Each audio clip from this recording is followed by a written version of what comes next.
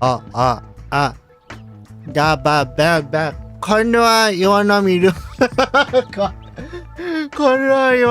ーです。Hello guys. Hello lure mates. I'm Lure Iwanami and today we're going back to this place.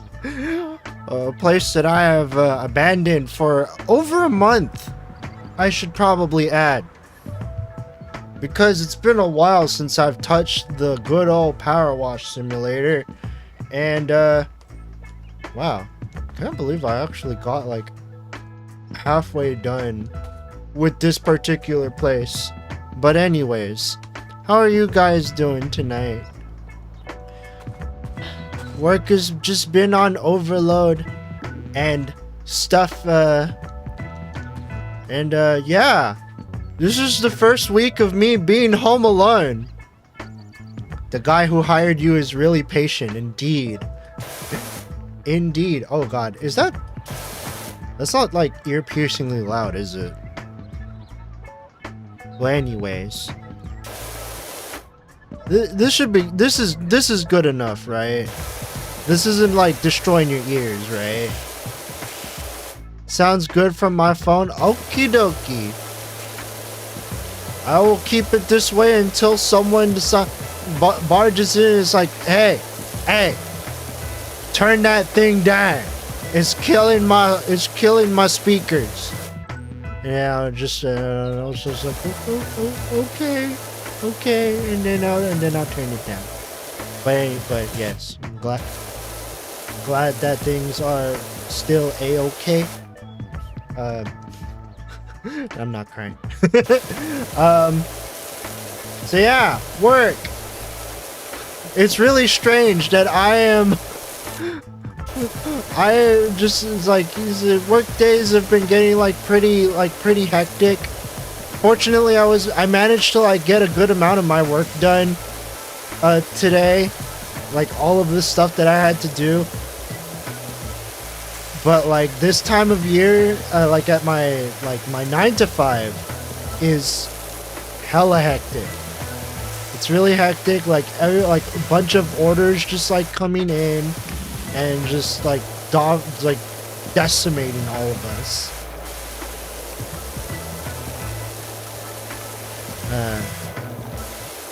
But it's also tax season too. It's like goddamn, we gotta do taxes.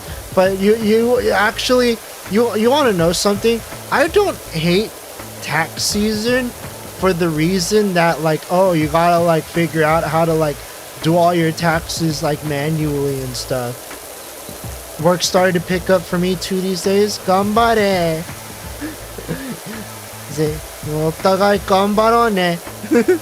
It's like you just gotta keep on pushing. Keep on pushing. But yeah, it's also tax season, and you want to know what's the most annoying thing about taxes, besides being in a country that requires us to calculate our own taxes or else we go to jail? It's waiting to get all of the documents. It's waiting to get all of the documents to even do the taxes. It's like some tax, like if you just do like a normal 9 to 5, then you're good. You're Gucci. If you just do your 9 to 5 and that is literally your only income, that is probably like the most convenient, like the easiest time that you will have doing taxes. But if you dare do anything outside of just doing a job, then then things suddenly get a lot more complicated and not free. Because then you have to start, because like if you're just filing like a W-2 in America, then yeah, that's fine. You can just file that stuff, no problem. You just file it for free too, like, because like you're only getting money from your job anyway, and that's fine. But then you start doing stuff like streaming on the YouTubes, and then suddenly it's like, oh, now you gotta pay self-employment taxes and stuff like that. It just gets very complicated. Self-employed people have it rough with the taxes. Indeed, they gotta calculate their own stuff. I feel bad. I kind of feel bad for them sometimes. I do know, because like, especially if you are now, technically I am not at that level yet as an indie VTuber, but there are probably some people doing the indie VTubing thing that is just like, well, I gotta do my own taxes now. Okay. See?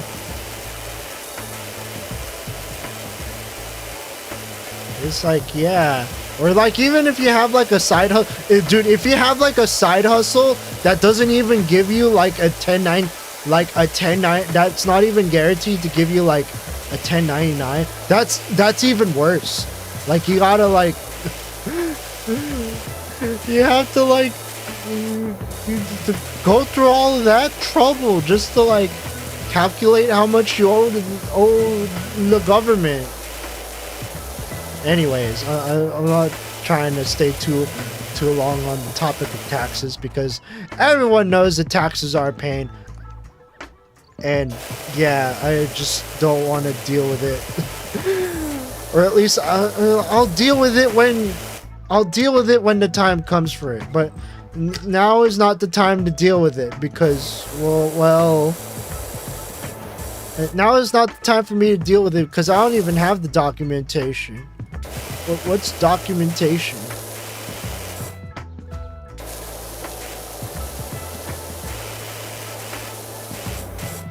Or what? Lure Pat, thank you. Thank you. It's really weird that I come from a 9-to-5 only to play a video game that is essential. That could more or less be someone else's 9-to-5 for all I know.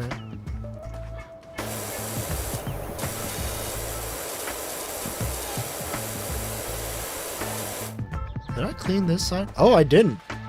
Oh God. All right, let's get started on here.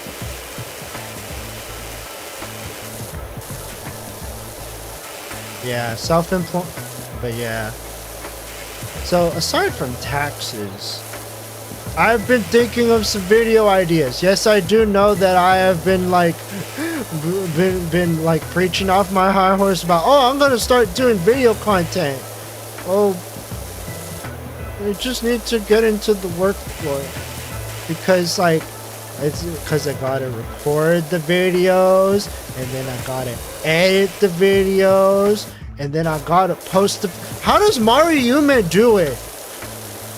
How does Mariume like just like record and then just edit and it's like do all that stuff? I mean, like, I know I'm capable of doing it. I just not need to get off my butt and actually do it. Like I did with the Simple Folds remix. Power washing stuff is so satisfying though. It is. It is. Just like going up and down and just like, especially if you see like those power washing videos. Like you see like people actually like pressure washing stuff like it. Oh my God. But yeah, I really need to get into a workflow and stop being lazy with like making videos and stuff. But like, I don't know. I'm just making excuses at this point. Like, I need to actually get off my high horse. Just start. You spend an hour or two just like writing stuff and then recording stuff and then editing the stuff. I think that's the problem, is that like I'm trying to be like I am not at the level where I can just talk into a mic and like show myself and just make a video solely based off that. Like, the people that can do that are hella strong, are like hella strong in the content creation space. But me, I need to actually write my stuff. Cause like sometimes I sometimes like when it comes to like recording stuff, I need the writing to guide me. Or maybe I could just do like bullet points or something. Power washing shorts, hey. Oh, speaking of like YouTube stuff.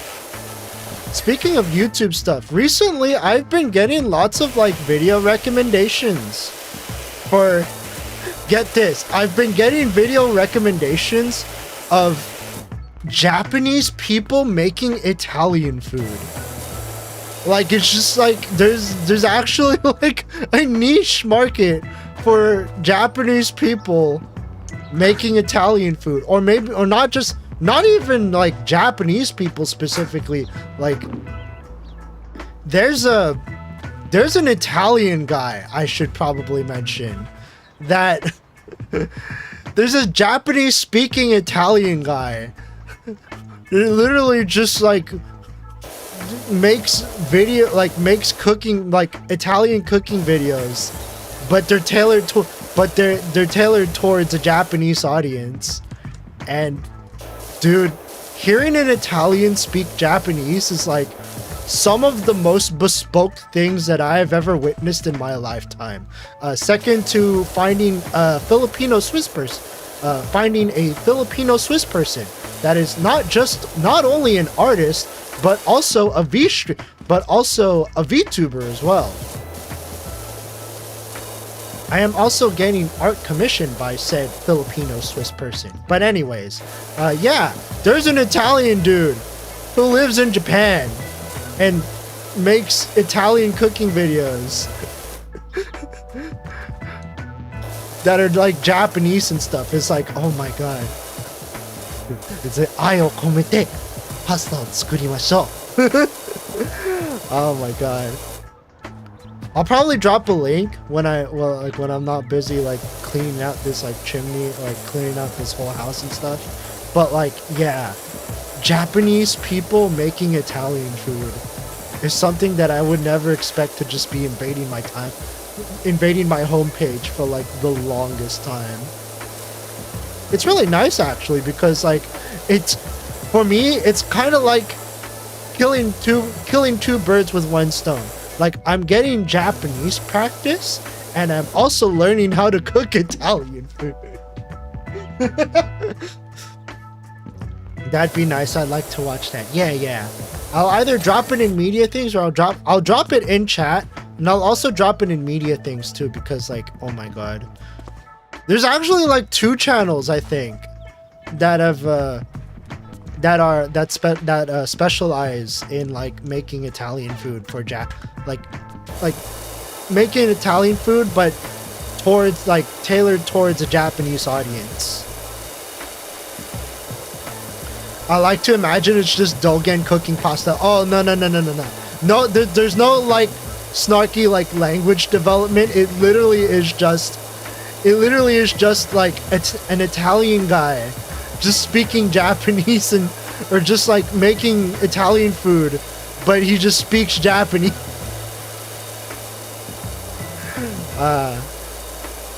It really is like a sight to behold.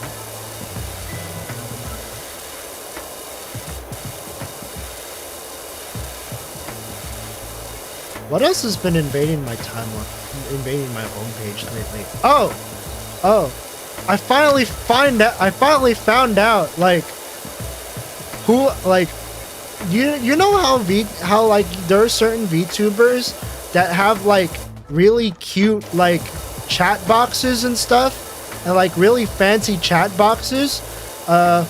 Turns out I've been blind to like who's been like making, like who makes all of these resources, because like I see like VTubers have like this really cute chat box, and it's like, I want that chat box, but I don't know where to get the chat box. And it turns out that all I had to do was just go to Croneko. all I had to do was just look up Kroneko's Kofi, and that was it. Like, I just searched up Kroneko chat box, and bam, there it was, a YouTube compatible cute chat box for me to use, but it costs money. I'll probably get it once I get my tax refund. Because I also want to like overhaul my overlays in time for when I finally debut my chibi model.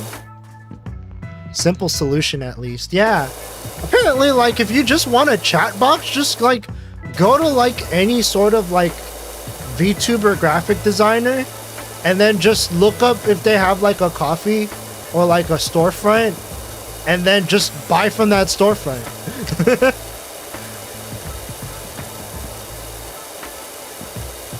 That's how I found out about, that's how, I also knew about T Company, aka Soul, who also does like chat boxes and like graphic design stuff too. And yeah, like, all you gotta do is just go to the coffee and go to the chat, go buy the chat box and just buy it. You just buy it and then you use it. Most of Soul's chat boxes are tailored towards Twitch though. So like, if I could find more chat boxes that are tailored towards YouTube, really appreciate it.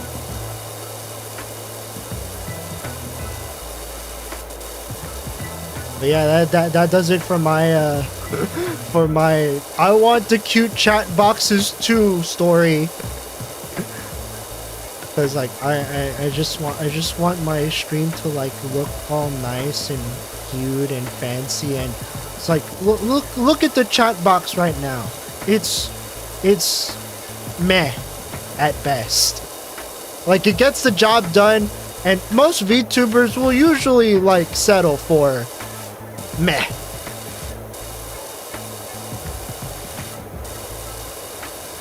But there's some people like me. There's just like, I want something that enhances my personal like graphic designing experience. And I don't want to learn CSS, especially in context of making chat boxes, because I'm pretty sure it's an extremely difficult endeavor. And that's why I'm very thankful that like some of these people offer the freaking chat boxes for as little as $15. Now you might be thinking, well, you could just buy a video game on Steam with that money. But I wouldn't consider it like, I honestly wouldn't consider it a lost cause. I would just consider it as an investment to my future as a virtual person. Honestly, $15 ain't that bad at all. Yeah, and especially like if you get like a lot of people that want to like have like a chat box that isn't, you know, this, or like what you are dealing with, right? What everyone here is dealing with right now. You know, like all of that stuff. Then yeah, that stuff builds up, because it's a very useful resource.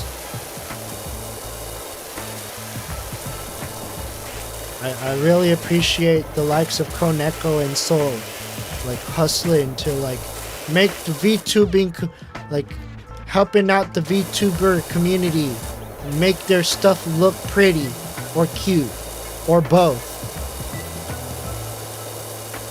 But I'll probably get it during my on my like tax refunds and stuff, because I'm dealing with some money stuff right now. So yeah, once I get my tax refund and like pay all of the stuffs off, then I should be pretty Gucci. You could get back to like doing like getting commissions, or like putting up, or like getting commissions from like artists so that way I can have more stuff to use for my thumbnails.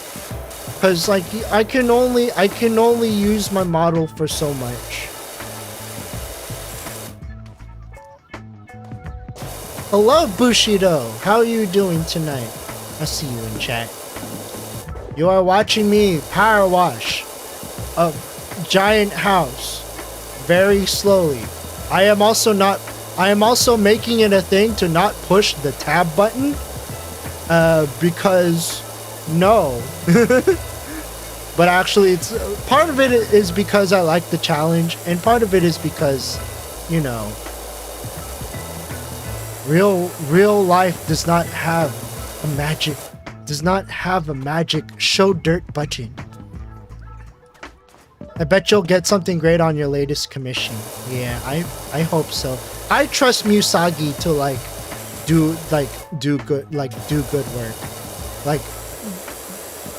Like her prices, albeit extremely expensive at times, are very much justified.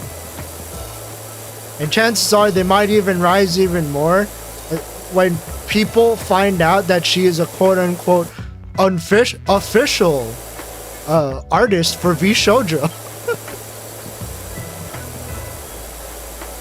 Yeah, she got them connections, ayo. Especially since I may ask around a bit, since I've never done a commission, but I do want to get one made as a gift for some. Ooh, that'd be a good idea. Just get commission a thing for someone's say birthday or something. Like, I think that I personally don't use Scab, but I do understand why people use it.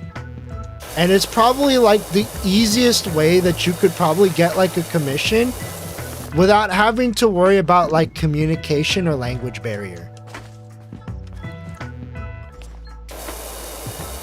It would be for her birthday, yeah.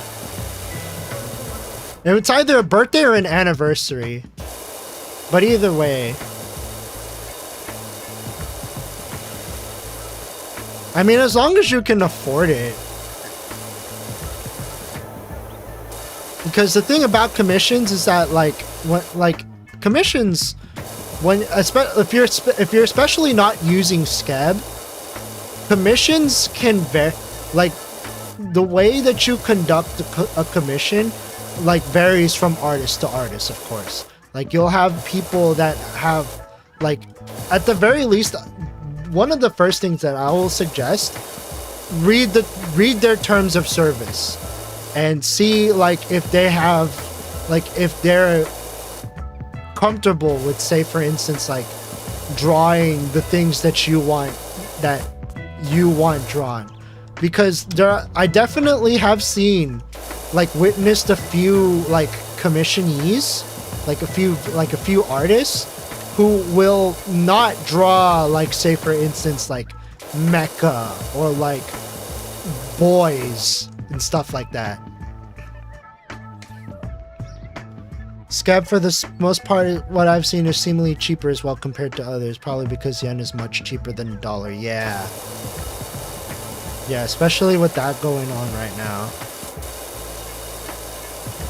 where the yen is cheaper.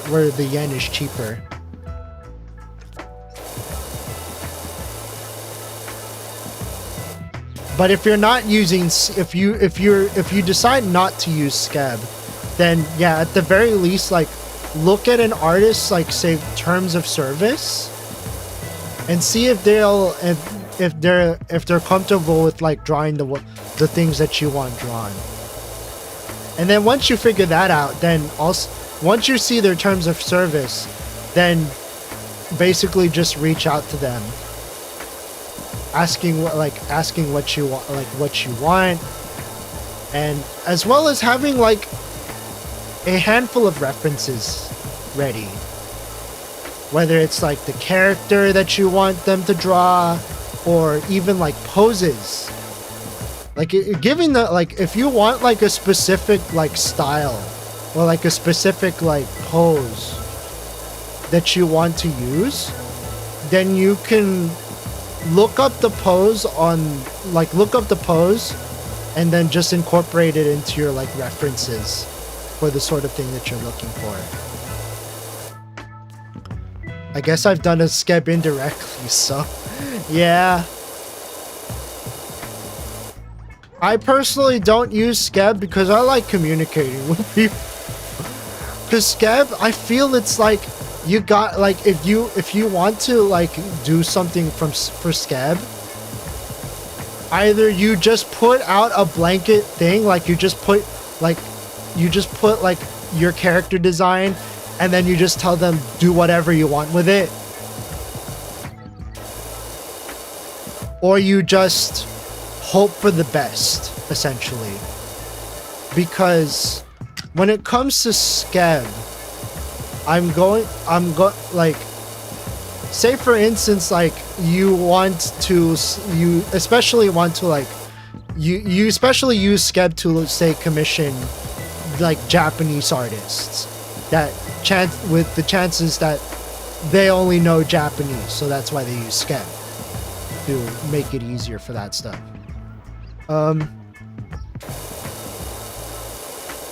Obviously, it probably should go without saying, but like, simple language is always best.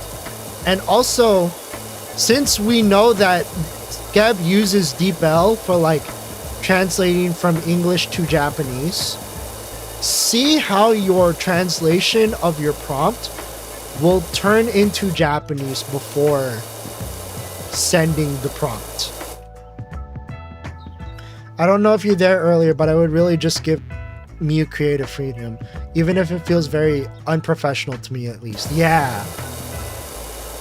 Like, yeah, if you just want to leave it up to them, that's totally fine. That's totally fine. Like, you could just give them your character model, and then you just see what they do with it. I've gotten like a good amount of like commissions that were essentially like that. Ooh. Yeah, I have commissioned like a handful of things that were more or less like that.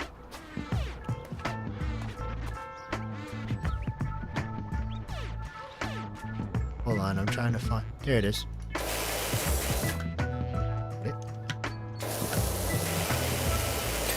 Yeah, I've got cause like there's sometimes there will literally just be like pop-up commission things, like pop-up commission shops, and what will usually happen is that like you'll just like all they're asking for is literally just. Like, all they really ask for is literally just, whatchamacallit, just your character reference, and they'll just incorporate it.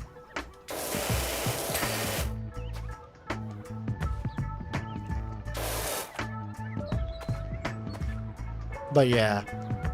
I don't think it's necessarily unprofessional to just leave it up to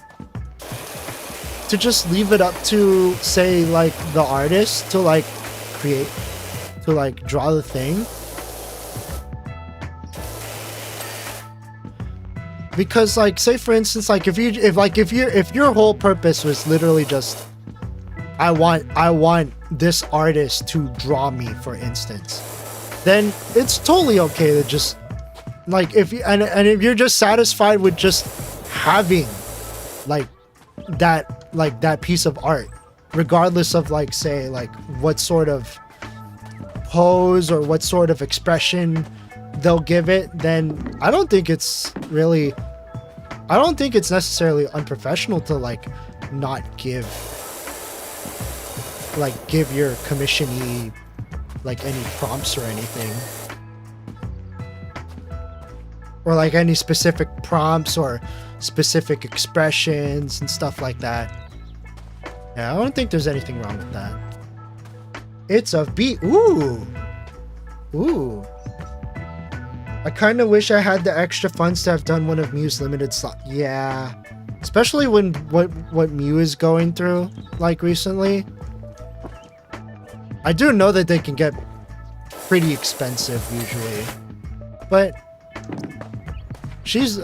I'll definitely say this. She has earned it. Years of apprenticeships and apprenticeships and just like honing her craft really pays off. I would say I wish I could be like that, but I am honing my craft in other places. Like, say for instance, music making.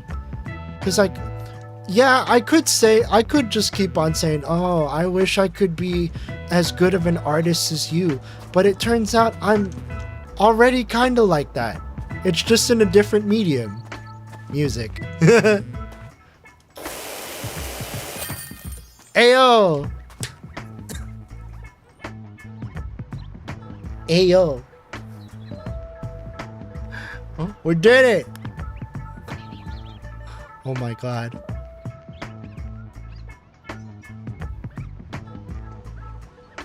Oh my god, it looks so nice. The bungalow looks amazing, Doc. Thank you. You won't believe the impact it's had. Me's down the woods picking flowers and Pops is muttering excitedly about another job. Oh god. If you hear from a Leonard Miller, that'll be him. Okay, Leonard, what you got? Oh my god. Dirt Finder, I've got a frankly ridiculous situation on my hands. You see, some of the local children have been coming down with a curious and unsightly form of dermatitis, and a few fretful folk have been putting it down to the condition of the recreational facilities. Look at that! Look at that! How do you manage to get... How do you manage to get a playground to look like this? Jesus Christ. Just get super nervous when it comes to commissioning things since I've never done it before. Yeah. I mean, I guess social anxiety is definitely a thing to overcome when it comes to stuff like this. But it definitely is good practice to just like communicating with other people. Whether it be on like Twitter DMs and or like Discord DMs and stuff like that, or even email too. Oh yeah, by the way, thanks for featuring my boss in the Onirin intro viz. Hey! No problem, man. Yes, I should probably also mention, for those of you that don't pay attention to the clipping things, the editing things that I do as a VTuber. I edited Onirin's intro vid, which is available on Twitter as well as on Twitch. Unfortunately, I can't have the full version on Twitch because Twitch caps intro videos to a minute. And I went over by like 5 seconds. So I had to make a quote-unquote Twitch safe version of that intro video. But it is up on both Twitter and Twitch. Specifically on Onirin's Twitter. Or Onizurin, I should probably mention. But if you want to take a look at, if you want a quick look at it, then I suggest going on Twitch, where you probably get the minute long version of that same long version of that same intro video. Jesus Christ, man! It's really hard to get down these little. There you go. When it comes to power washing things, go slow. Take it slow.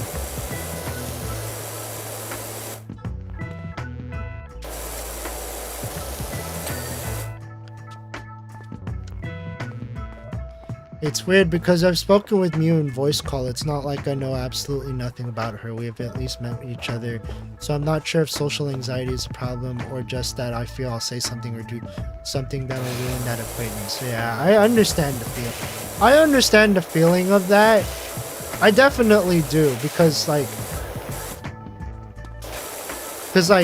yeah, there's a difference between like, say for instance, being like a chat like a regular on her streams versus like being like being clientele and stuff like that. This is definitely, I guess there's like some conduct that you probably might need to like factor in once you like get into like commissioning stuff. I think it should be all right. Usually what will like if say for instance like Mew needs to like get some like clarification on certain things, then she'll reach out to you in that case to just like be all like, hey, so like what do you think of like the pants or this expression, or what do you think, or like what do you think of this this stuff? And from my experience, Mew will usually give you like a rough to see if you're like satisfied with it before actually like charging you and stuff.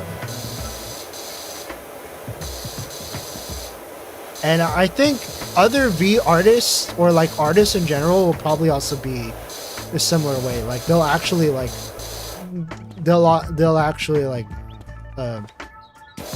try to they'll reach out to you for like clarification on things, just to like make sure that you're getting the sort of thing that, like getting something that you would be satisfied with.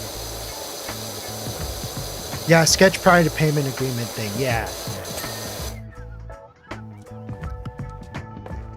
Yeah, I think that's pretty common when it comes to like artists and stuff, like especially if you're doing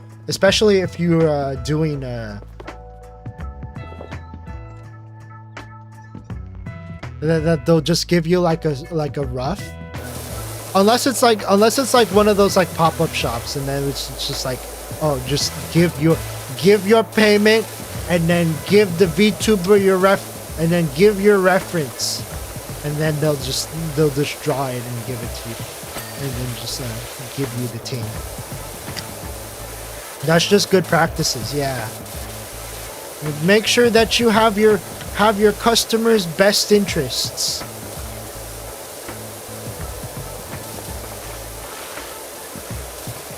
Speaking of commissions, there's actually someone that waltzed into my DMs recently. Specifically after seeing me, like, seeing the Onirin, like, intro video that I edited. And so, like, I had to do like a little bit of like checks on this person, because they decided that they came to me through the Onirin intro vid that I edited. But I don't think this guy follows Oni. Just that they came to me through that intro vid, and he just waltzed into my DMs. Even though I should probably also mention before I go further with this. I don't have any like public commissions, so to speak. So like, for instance, like if I want, like, the people that I do for do commissions for, as of right now, are mostly just people that I already know. Like people that I'm at least somewhat acquainted with, familiar with, like see in chats and stuff like that.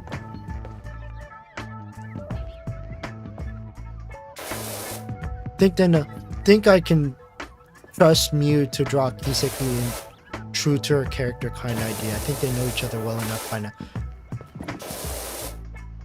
I mean, yeah, because Kiseki is pretty close with like Dango fam in general, I think. Like she's kind of like a quote unquote unofficial member of Dango fam if I were to say anything about it. It's like one of those people that you swore you thought was in Dango fam, but in fact, nah, they're not part of Dango fam. They're just really good friends.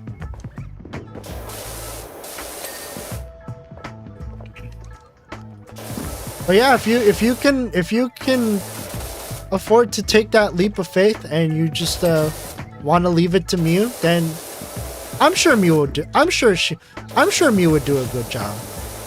I'm sure she'd do a good job. Oh, these were separated in segments now.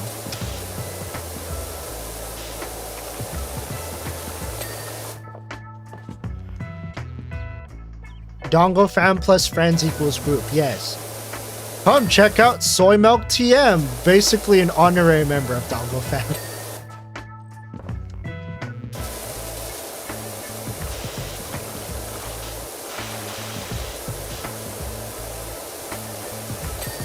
Speaking of Dango fam and speaking of quote unquote honorary member of Dango fam, as well as like the actual green-haired caribou of Dango fam. I don't really like. I hope Haru's been fully like hanging in there, because like apparently she's been dealing with a lot of stuff, COVID and like sickness and like ruined plans and stuff like that. I really do hope that she's like hanging in there.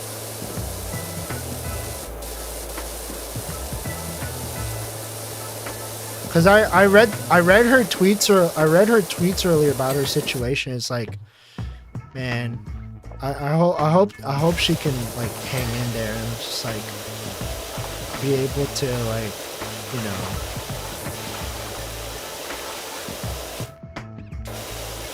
keep her gusto up. Like I know life throws like very rough throws like very harsh things at you, and you never know when it's going to hit. But like I'm sure Porter Robinson help me here. Why didn't the thing play? Hold on.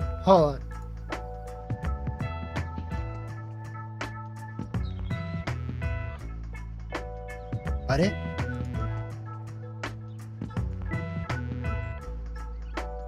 No, my soundboard doesn't work. I was trying to play Porter Robbins. It'll all be okay in the end.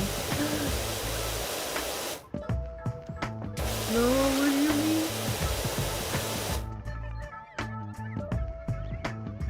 Okay, yeah, voice mods okay, voice mods.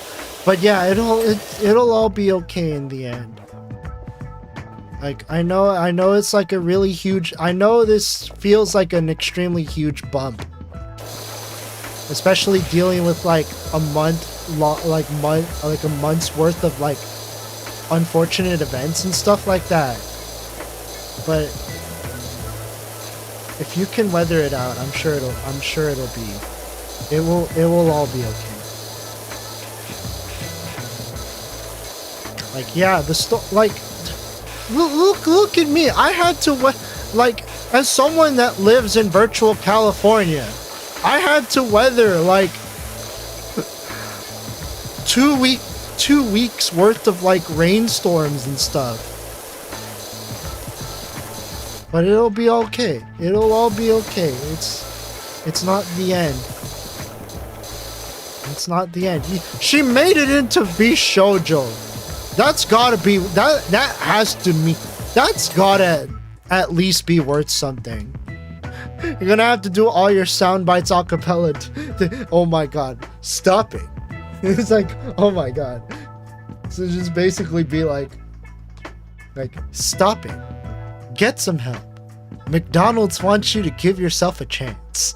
To show you who you can really be.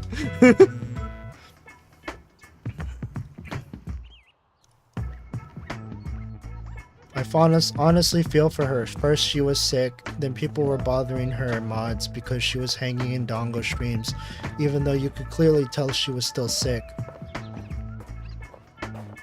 Then COVID and now oh my god, yeah. That is a lot. That is what I call Haruka Karibu's a series of unfortunate events. Yikes. Bronchitis too. Damn. Yeah, life really hitting like a ton of bricks. That is definitely a lot of hardships, I will say. I do hope that she can pull through with it though. Been a rough trip for everyone in her staff and the talent itself. Yeah.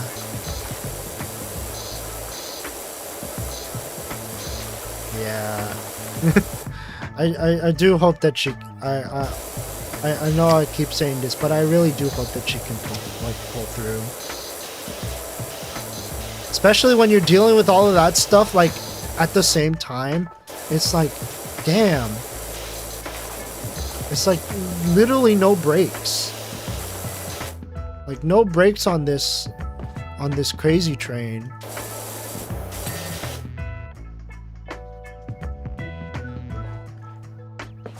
OMG, now you gotta sing it. Oh my god! I don't have that sound. I actually don't have that sound. But the crazy thing is I can actually sing it because I am home alone. Oh my god! Yeah, boy.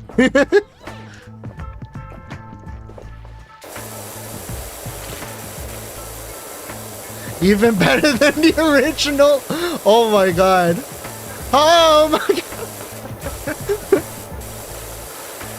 I think that's one of my specialties when it comes to like soundboardable things or like soundboarded things. I just like I try my best to like imitate it as closely as I can. Like bruh. Like bruh. Bruh.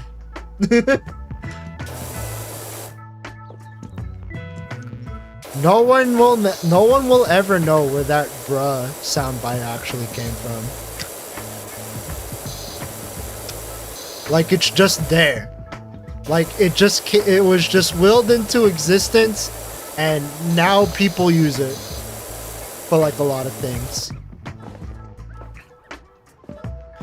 Even before someone makes a soundboard out of Lure imitating class. I don't have the filter. Hold on. I'm gonna give voice mod a quick restart real fast just so I can. I want my soundboard. God damn it. Alright. Is no. Turn off. God damn it. Hold on. Waiting for it. There it is. Okay, now I just open it up again. Do the Baba thing from Mario Bros. Do the Mario! Swing your arms from side to side. Come on, it's time to go do the Mario! Take one step and then again. Let's do the Mario all together now! You got it! It's the Mario!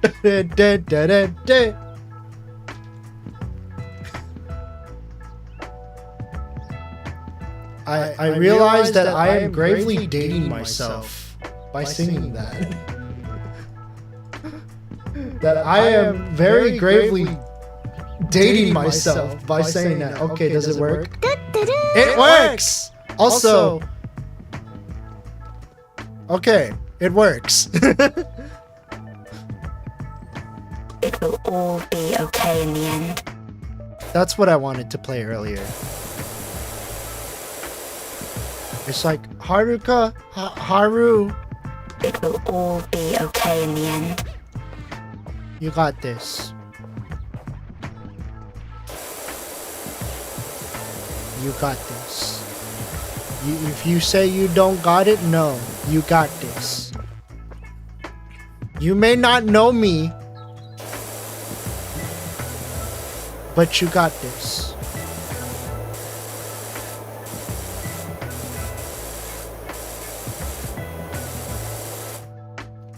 I'm gonna have that song stuck in my head all week now. Specifically the version where they changed the volume with how far Mario is. Oh no! Oh no! Meme version!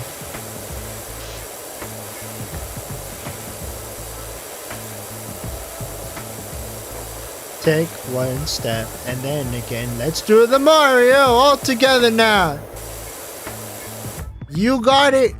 It's the Mario.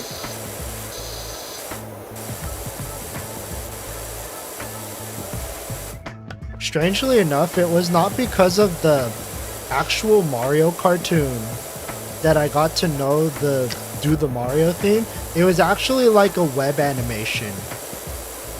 I got the Do the Mario stuff from a web, like I learned about Do the Mario from a web animation before I learned about it from, you know, the Super Mario Bros. Super Show.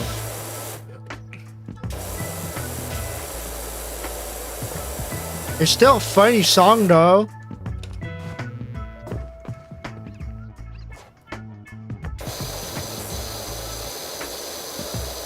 I did. Oh, it's that whole platform.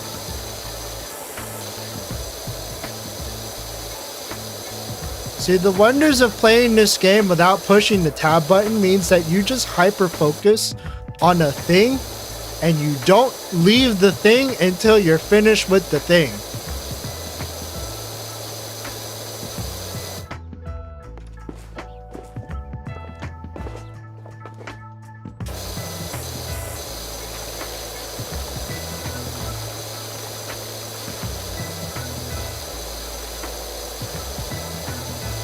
I can't believe they got Chris Pratt to gain weight and play Mario for those credits back in 1983. I know, right?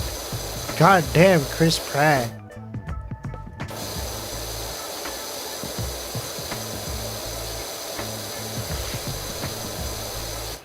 Chris Pratt is too OP. He got time traveling skills.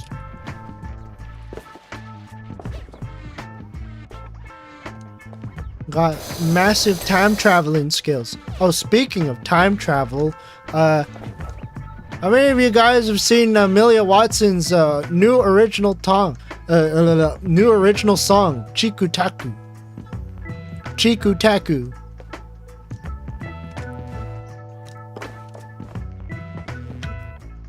Apparently, like, you know that the music, like, if you've seen the music video. If you see the music video of it, it's actually an interactive song. Like, it's actually an interactive game. Which was released, I think, yesterday? Or 2 days from, or like 2 days before, I think. But yeah, the music video is a video game. I like music videos like that.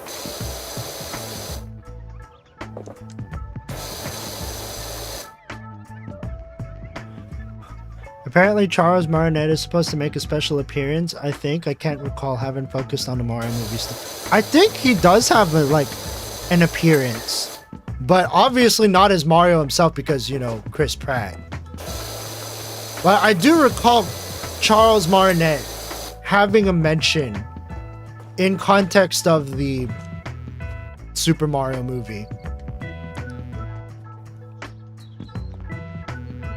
I haven't watched a HoloLive stream in 5 months, pretty much solo on in. Dude, when it comes to watching streams, I'm the same way. When it comes to HoloLive, I actually don't watch the streams. I just watch clips. Same with Niji Sanji.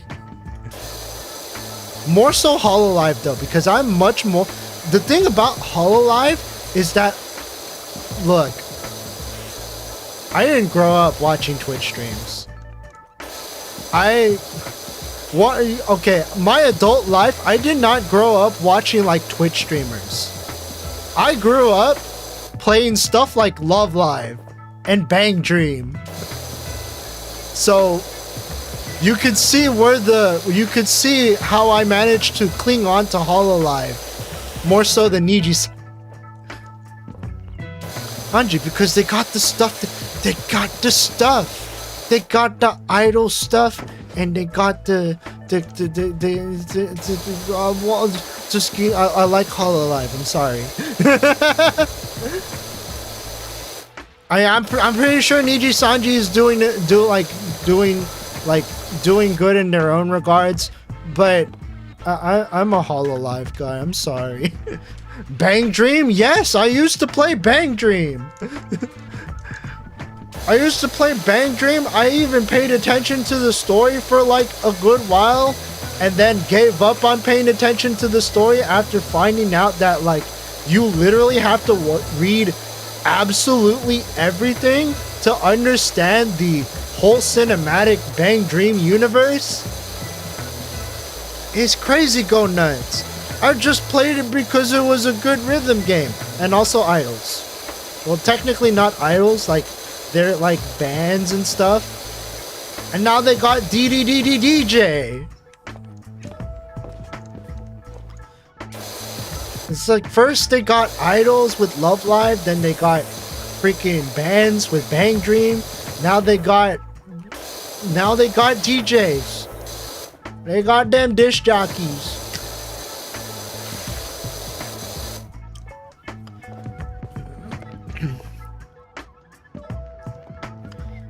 Wasn't there also a Bang Dream anime a few years ago? Yes. I watched Garupa Pico. And I'm not sure about the actual anime, but I definitely watched Garupa Pico. Or Girls Band Party Pico.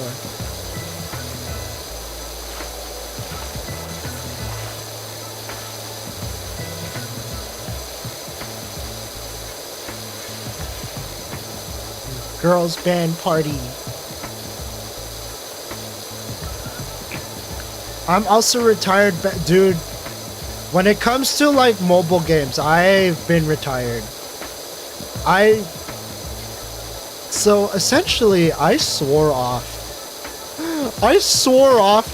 like gacha games, like entirely. Like I tried to get back into it with Princess Connect, like with the English release of Princess Connect Redive, but after that, I just like I can't. Okay, so it was actually a very slow and dark descent into not being interested in mobile games anymore. You want to know what that descent was? I'm gonna send you DM. Ayo.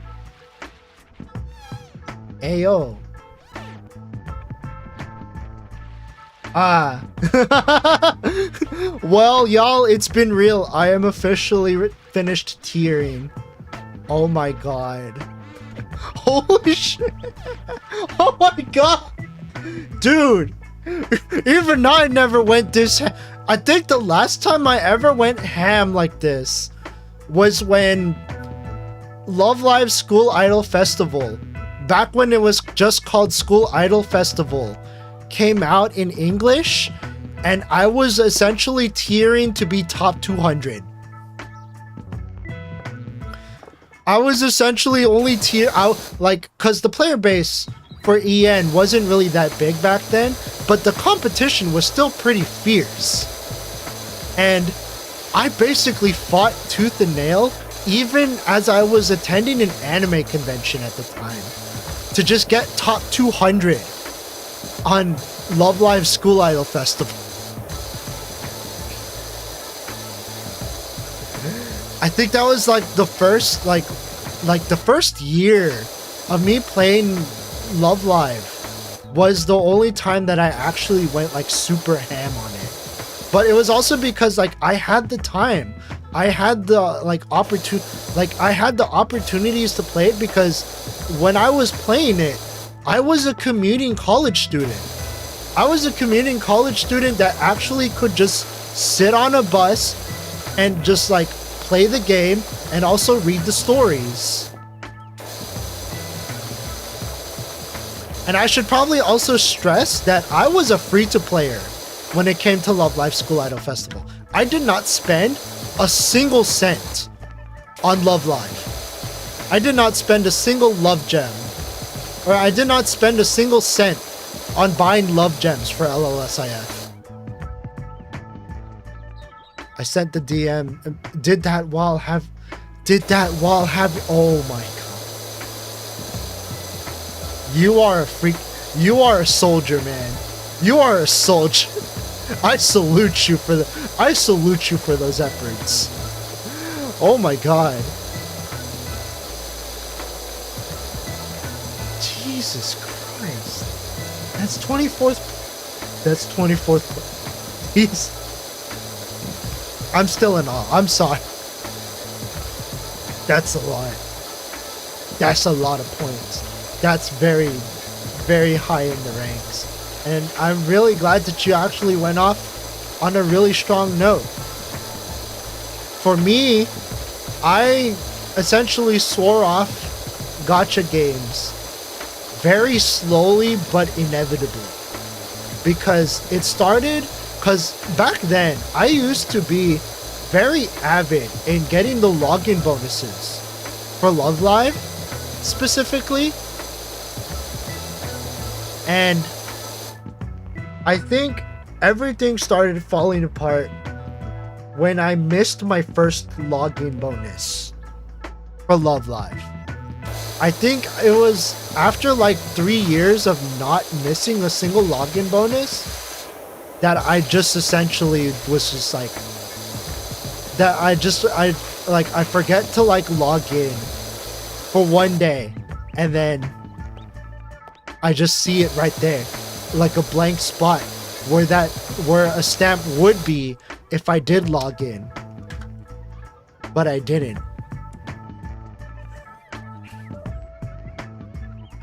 My player ID is so old that it's an account in the first 10k player. Oh my god. Yikes.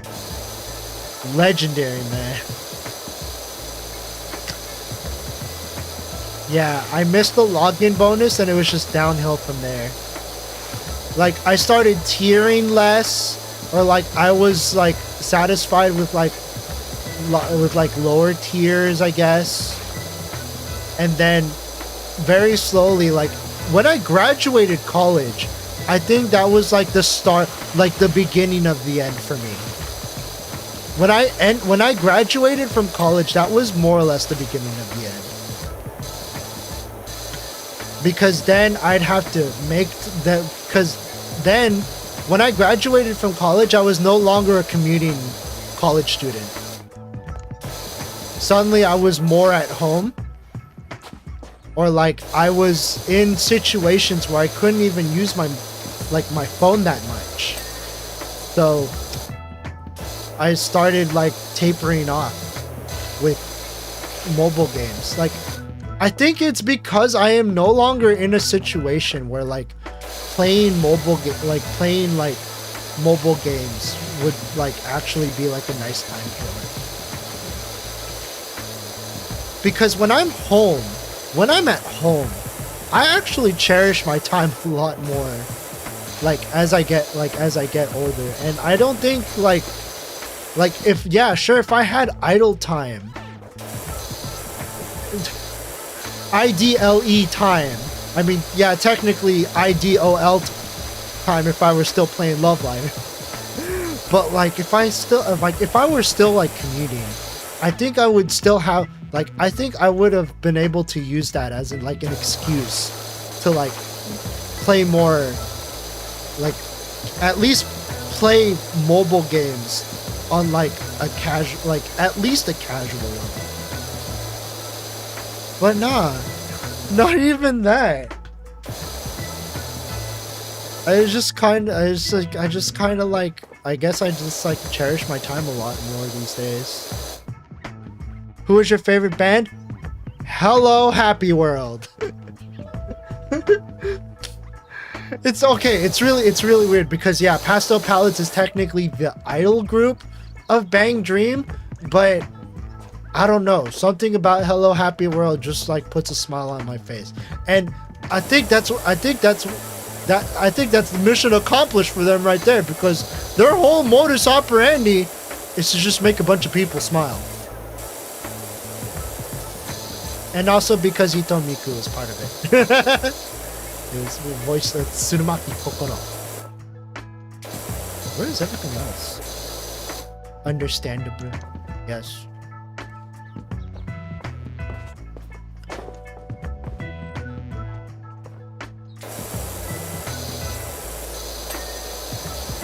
I do kind of also like Afterglow too, mostly because like actually yeah, like Afterglow is like second for me because Mocha's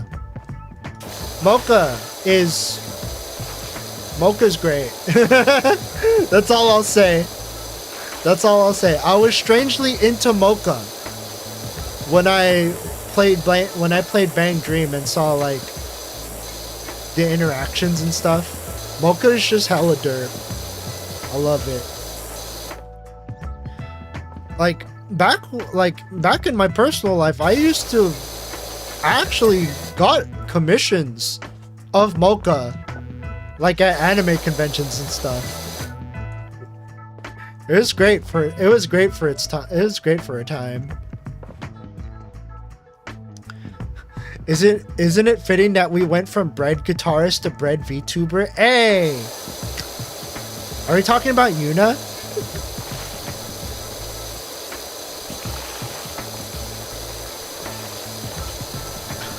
I wish I could watch more VTubers. I wish I could watch more VTubers and like be active, or like specifically be more active in their chats. But like every time VTubers are on, every time they're on, I'm busy at work. I'm busy at work and I want to chat, but I realize that like every time I chat, that is time that I am taking off work to just like be all like Onirin love too, or like Onirin hello, or like soy milk 2 heart soy and stuff like that. I want to be more active, but y'all's at work. Y'all streams while I was at work. Yuna is in the Dango fams. Yeah, I am very much aware of that. She used to be part of Sundaria too before she went indie, alongside Miori Celesta. Speaking of Sundaria, I think they also let go of another VTuber in Sundaria recently. I forget which one specifically. I think it was like a dog girl, VTuber. Yeah, a lot of Sundaria left. Jesus. Yeah. Oh, is that Mio's nickname? Wait. Oh my god. Is that Mio's nickname now? Dude, one of the things that really gets Mio riled up is if you corrupt her name in like very different ways. So one of the ways that I corrupted her name was like, yeah, you could say Mir. You could say like mirror celery, like wrong rabbit said.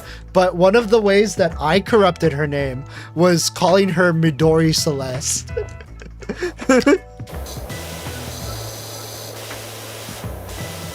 Midori Celeste, how dare you!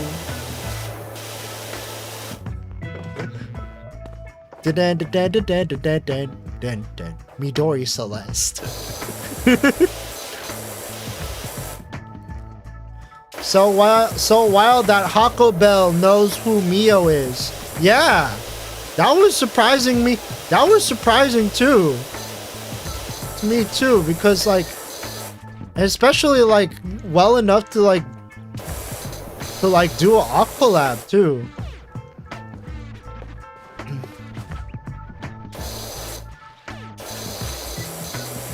Some VTuber fans like to joke around about nepotism, but you know, some people just they just know people from before becoming VTubers, you know.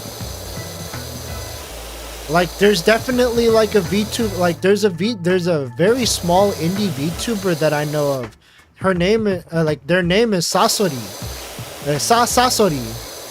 Because they're a Scorpion VTuber. They're a Scorpion VTuber, and I actually knew of them like years before they started becoming like doing the VTubing thing. So like yeah, that's just a thing that's just gonna happen. The more people get into the VTubing stuff, the more you're gonna get like people that actually know each other like long before they started doing the VTubing thing.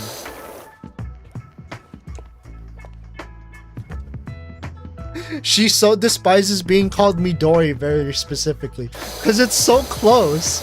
It's so close, yet not exactly it.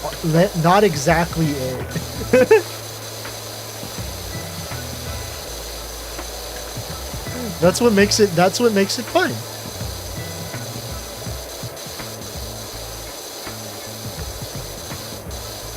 The best is still that Midori Celeste is an anagram. Oh my god. Midori Celeste is an anagram for Slimerot. Oh my god. Right, because she has that Isekai Guild like spiel. And she has like a slime companion named Mogu. It's like, oh god. Mogu erotica. Ariel and Haruka.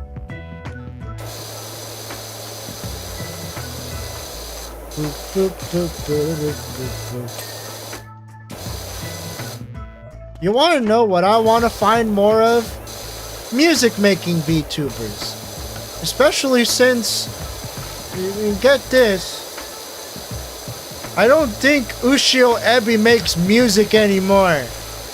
Because I checked her, so recently I checked her, like her bios and stuff. And like, she wiped out any mention of her, like, making music.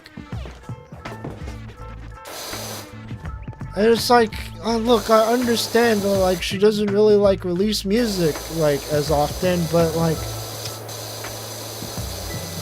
I mean, to be fair, though, her whole shtick is just playing gacha games at this point.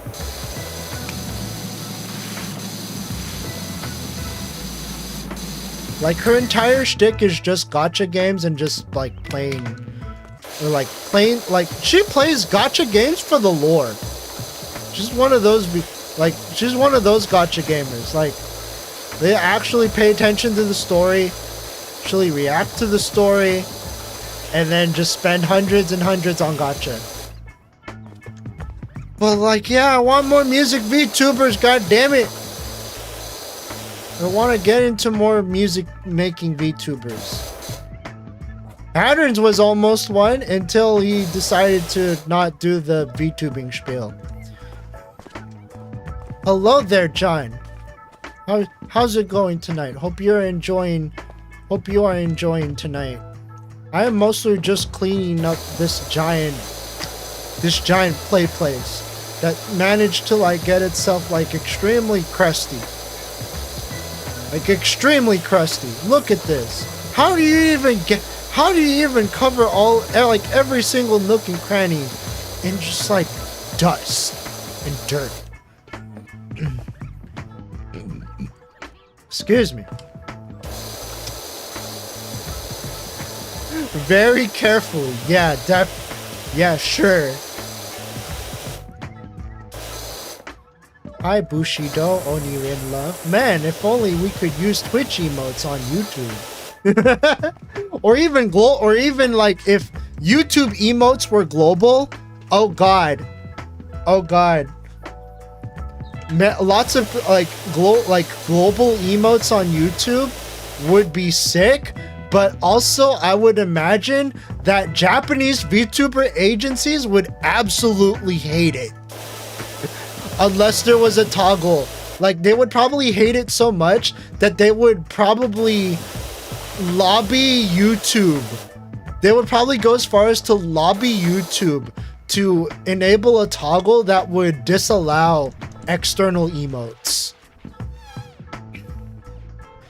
The chat experience would be quite different. Yeah, especially like say if you're like if you want to be like the most chaotic VTuber fan, you could just get memberships for all of the Niji Sanji that you like, and then basically just like join forces and like, oh my god, why is YouTube chat like Twitch chat now, bruh?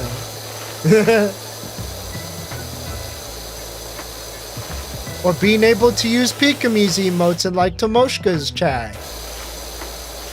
Or Muneru's chat. I just made a realization. What is it, Bushi?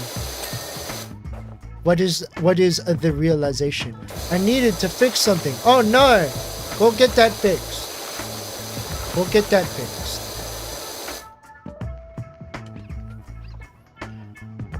If you didn't say that you like part, I was thinking all of Niji memberships I'd be spending thousands of... they definitely don't spend all of your money on all 150 plus Niji Sanji.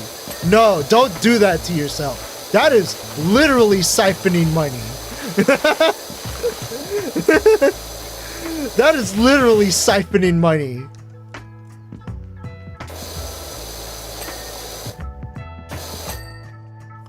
But I'm sure Niji Sanji would be very happy if you did. Because, of course.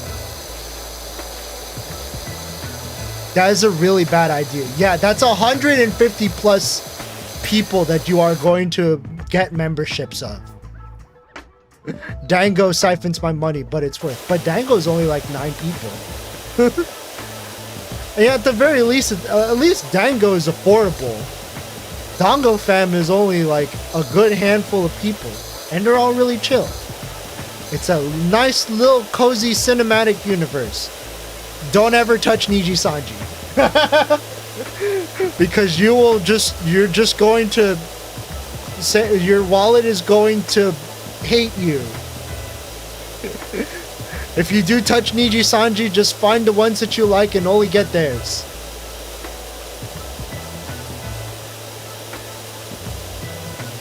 Ooh, new profile pic. It's a bit small to see the details. Ooh, it's Saminya.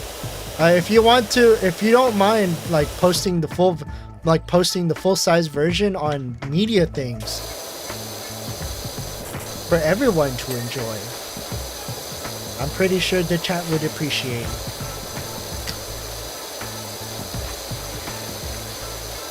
As Naruhodo.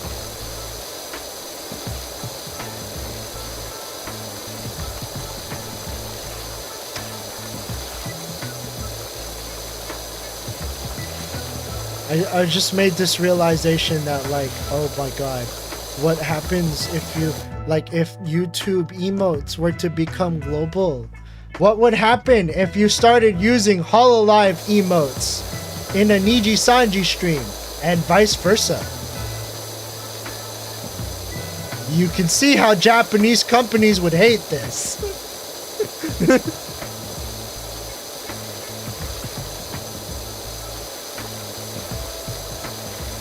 I'm not in your Discord, believe it. Oh. Oh.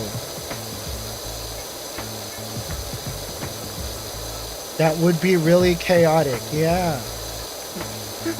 Like I want to imagine that like a typical Hololive fan would be like a member of at least like a group or like a generation. So like you have like the Holo EN fans that like have that have like memberships to like all of Myth or like all of Council or like even all of EN.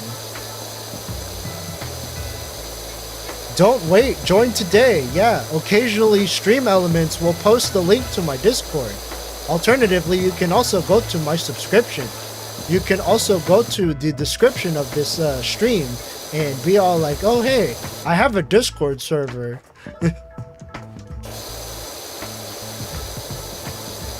I used to do Gura's membership, but I just canceled it since I didn't feel like it was worth it. Yeah. Value propositions for like memberships.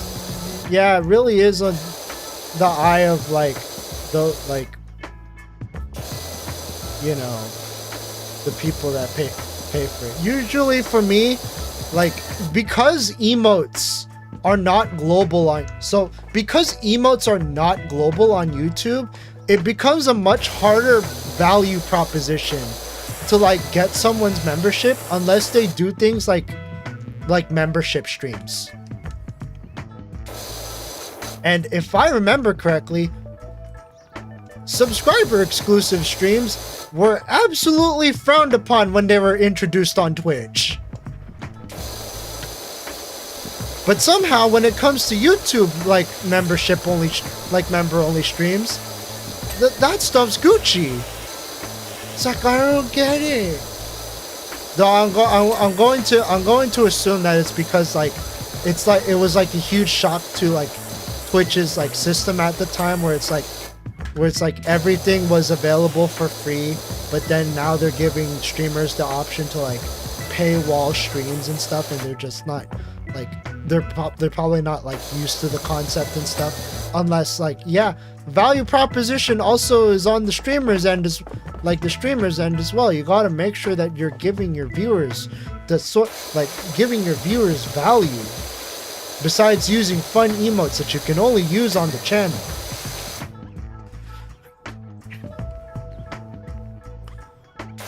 I usually just member people I want to support no matter the perks.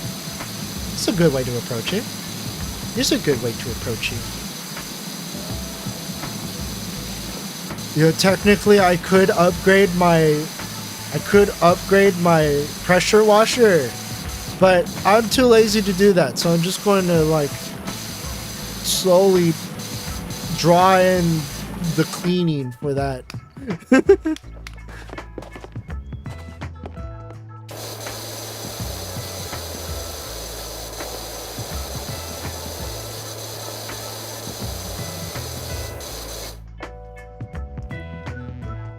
Shino was so much more unhinged with it too. Oh, with the subscriber only stream. I mean, how much more unhinged could you get with Shino? Because like Shino hangs out a lot, or like does a lot of like streams where she is hanging out with Dongo fam very much constantly. So I'm just wondering, like, how do you get even more unhinged than what you normally get on a normal Shino like a normal Shino stream? If you weren't there, I don't want to go into detail. I guess that's just gonna be something left to the imagination, I guess. Even though I literally cannot imagine it. Especially with her latest VOD. Oh! I have the same question. Yeah. I don't really watch that many Shino streams recently. I haven't been really watching that many Shino streams recently. Because like half of the Shino streams are just collab. Just her doing art while being in an open voice chat. And it's like, yeah, that may be fun for some people. That may be fun for like people, but like I have something to confess, guys. Historically, I have been extremely bad with collabs. Not bad as in like, oh, collabs like suck, but like when it comes to like watching collabs, I don't know what to do, because like the whole appeal for me when it comes to like watching VTubers is the interactivity. So when you're busy like doing so when the streamer is doing a collab stream, suddenly the interaction is just reaction.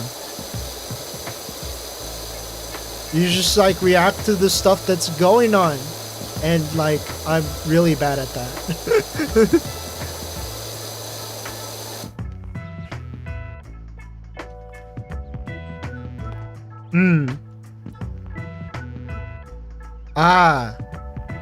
She said something about not doing as much this year, but don't quote me on it. I was quite busy. So it's kind of like how like most people. So it's kind of like how most people, like most VTubers, actually handle like member streams. Like whatever happens in the member streams, stay in the member streams, because otherwise, then you just reduce the value. Like you reduce the value proposition by telling people of the contents of the member stream.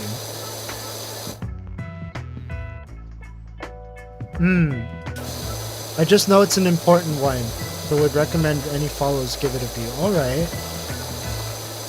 I'll see what I can do. I'm mostly just.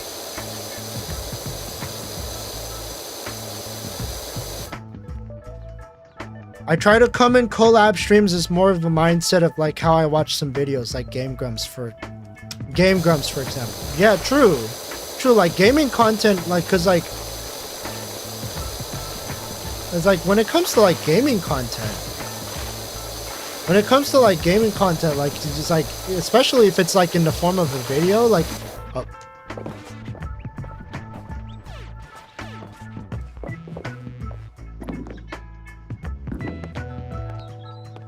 Like you're not even like you're reacting like to yourself, and I guess that's kind of like, I guess that's probably how you like, how I probably should approach a collab stream, because like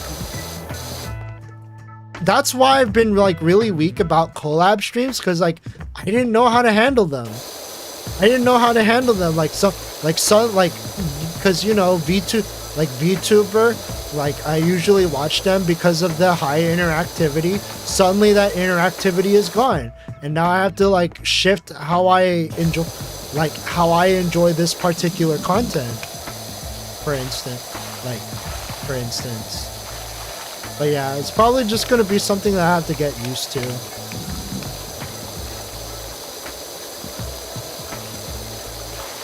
"30 minutes VODs on the recent Shino stream." Okay. I'll check it out when I can then. God damn, I forgot how big this freaking playground is. Oh, it's only 10:30. What? How long have I...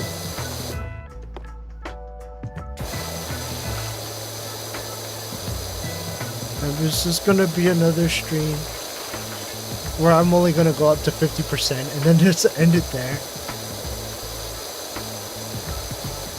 Because this is a pretty big playground, not gonna lie, guys.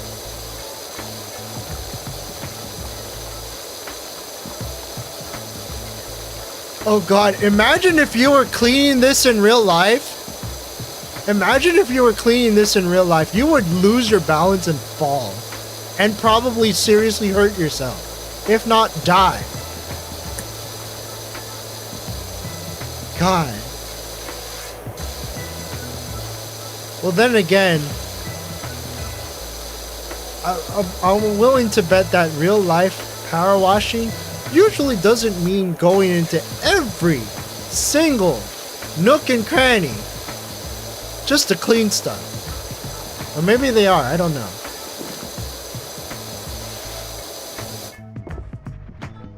That would not end well if this was real. Yeah.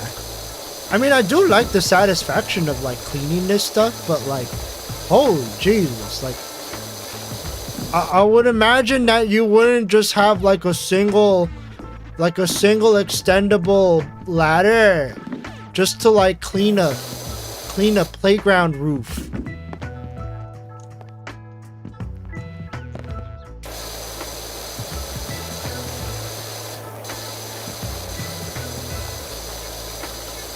And the thatch roof cottages.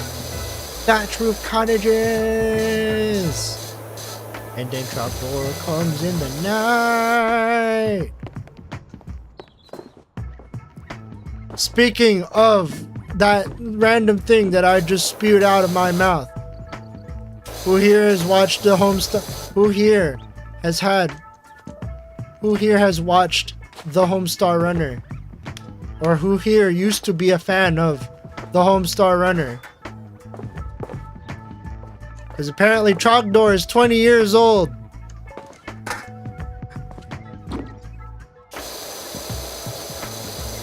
Burning 18 the countryside. Burning 18 the peasants. Burning 18 all the people.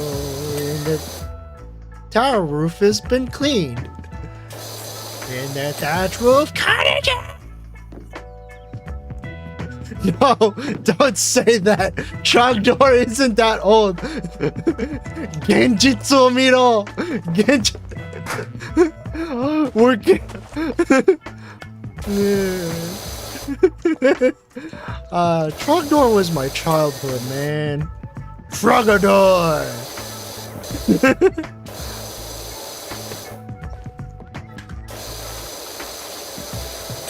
Trogador.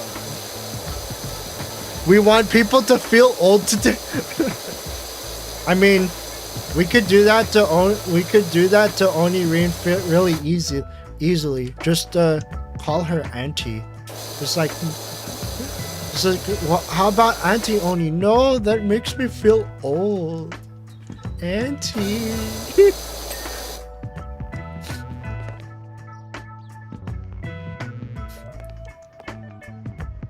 Hey, did you know that Wii Sports is 16? Did you know that Wii Sports is 16 years old? Oh my god. Oh, this vertical straight is still a little crusty.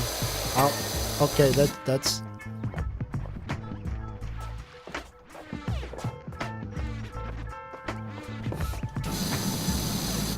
I hit soy with that. What, Auntie Soy? Wait, Auntie? What, calling? Wait, calling soy Auntie? No, I hate that. No, that makes me feel old. Auntie. Dude. You want to know how old I am? Because, like, if you call me uncle, I've just come to accept it at this point. You want to know how you want to know just how old I is in terms of like uncles?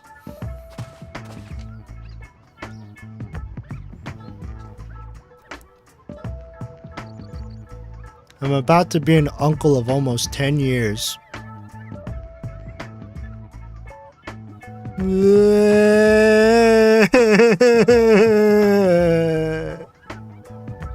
Yes, my oldest nephew is turning 10 this year.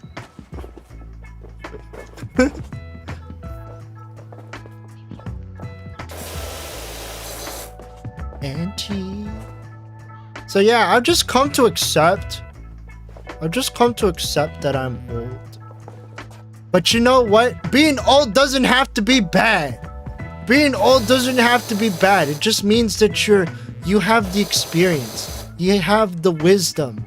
You can use that wisdom to your advantage by teaching kids how you used to do stuff and the stuff that you used to like. And I'm totally not being all like, back in my day, we didn't have the TikToks. We had MySpace. I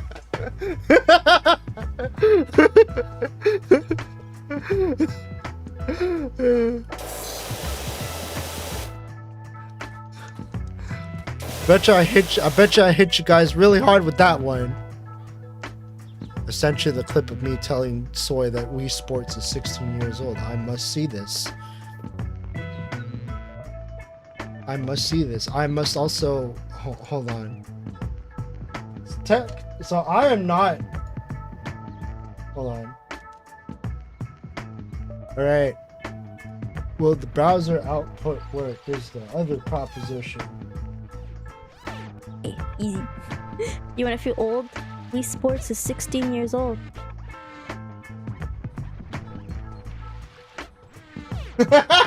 What? No way. What? Ah! I hate that! I hate that! I hate that! This game came out when I was really young. F in chat. F in chat. Yup. Yup. She literally just froze for a few moments just to like drink it in. It's like, wait, what?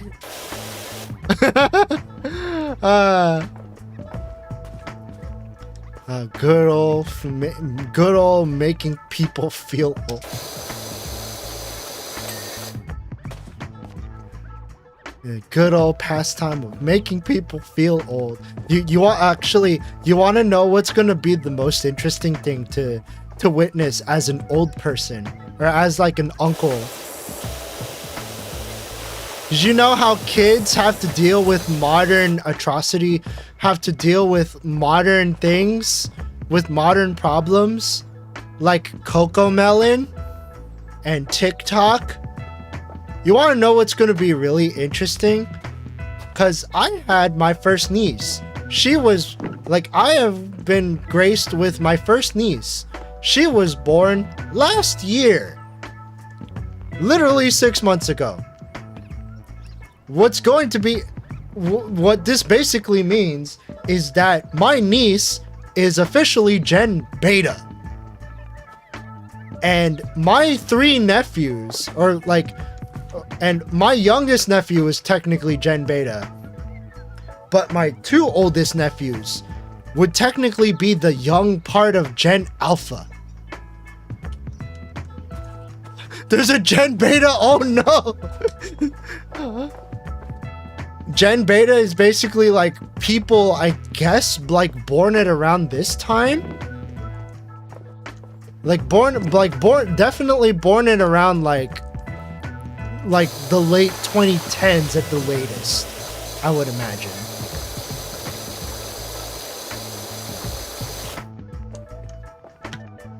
Who's coming up with Gen name? I don't know. It's like we came up with millennials despite the fact that like the people born in that bracket were like long before the new millennium hit. We got Gen Y? Because we got Gen Y, Gen Z, which is like... We got Gen Z, which is essentially like all of the VTubers, or like a good majority of the people that do the VTubing thing are Gen Z. I was like, iGen. Hold on, what are like Gen names these days? Hold on, I need to actually look this up. Generation naming. Okay, so I was wrong. There is no Gen Y. There is no so there is no Gen Y. And there is no Generation Beta. Or at least my niece would technically not be born in Generation Beta. Silent Generation, 1925, 1945. baby boomers, 1946, 1964. My dad is a baby boomer. Generation X, my mom is technically Generation X. Millennials, I am a millennial. And Onirin is also a millennial. Oh no. Onirin, in the non-zero chance that you do watch this VOD and you do get to this point, I promise you, I do not mean to out you. Because I am also outing myself. As a young millennial. I guess they called it millennial because like we would actually be at like peak youth by the new millennium. So like people who are born like old millennials, they would be like at their like adult age by the millennium, and then like people who are young millennials would like be enjoying their youth in the millennium. But then we just get boring. We get Gen Z. Technically, Jacob Collier is Gen Z. And definitely not because he uses TikTok. Definitely not because he is a user of TikTok.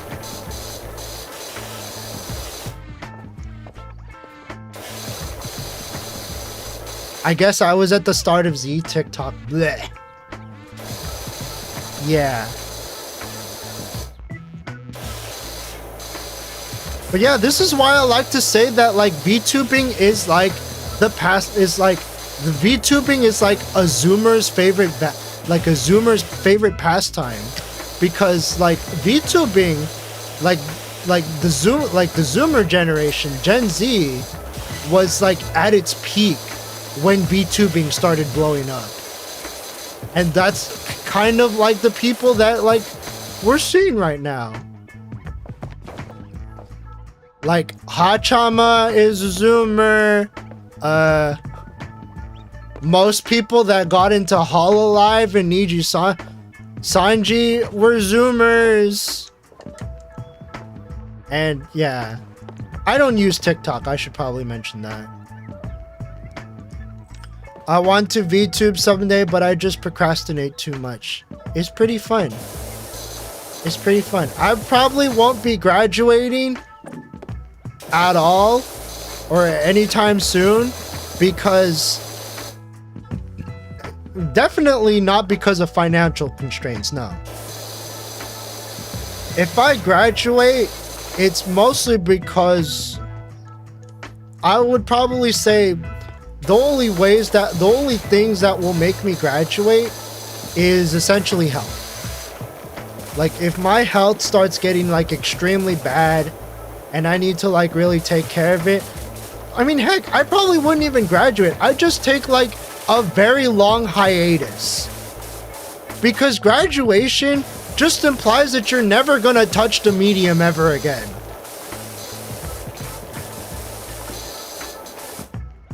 And like I enjoy this medium way too much to just throw it all away.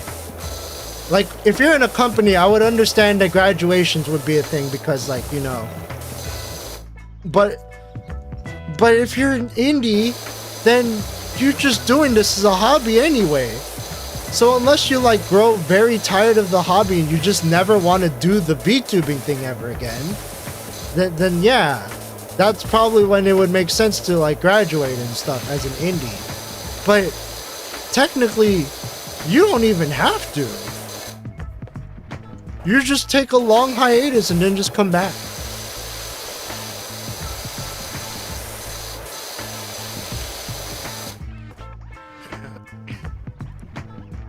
"50 years from now, Grandpa DJ Iwanami desu na."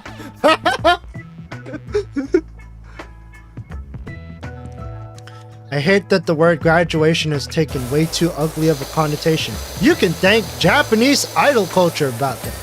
You can thank Japanese idol culture for that. And the fact that like VTubing borrows a lot from Japanese idol culture. Yeah. I mean, that's just the reality of things. I'm just saying it as it is. Not my fault that VTubing was a Japanese invention. And technically, Kizuna is not even graduated. She's just sleeping.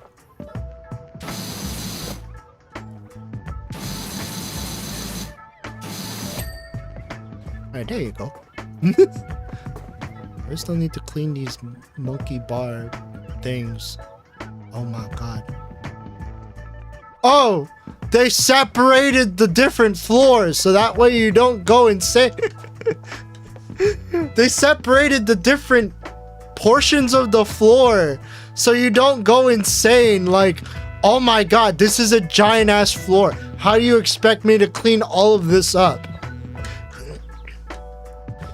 Her processor is just running constant sleep commands. I'm pretty sure Kizuna Ai will find her way. But until then, I guess Hoshimachi Suisei is like the de facto ambassador of VTubers now, solely because she showed up on a singing thing, and now everyone thinks that VTubing is just her. maybe I'm not maybe not that brash, but like some people will try to argue that Hoshimachi Suisei is the new ambassador of VTubing solely because she showed up on the first take. And she got like 5 million views from that. Yeah. Just watching a character follow my facial movements alone is enough to entice me. Dude, speaking of which, like, V2, like, when it comes, like, tracking tech is going wild. Sony is apparently releasing, like, I'm not sure if it's already out yet, but, like, Sony is releasing, like, advanced tracker, like trackers for, like, 3D model, like 3D tracking. That's like unlike anything with, like, I mean, it's essentially like Vive tracking, but they managed to make the trackers like very compact. They managed to make the trackers very compact so that, and like and you can use 6 of them. Like the trackers come in like packs of 6.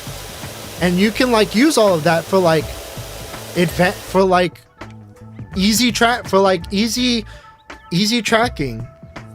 I want the full body kit thingy just for VR chat. Yeah, the little devices, dude. They're so compact.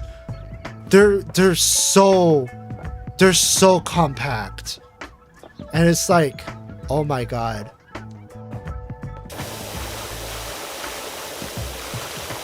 Like this is like that in itself is convenient enough to be basically revolutionary, because up until now we've just been using like Vive trackers, right? And you know how bulky those things can get. You know how bulky Vive trackers can get.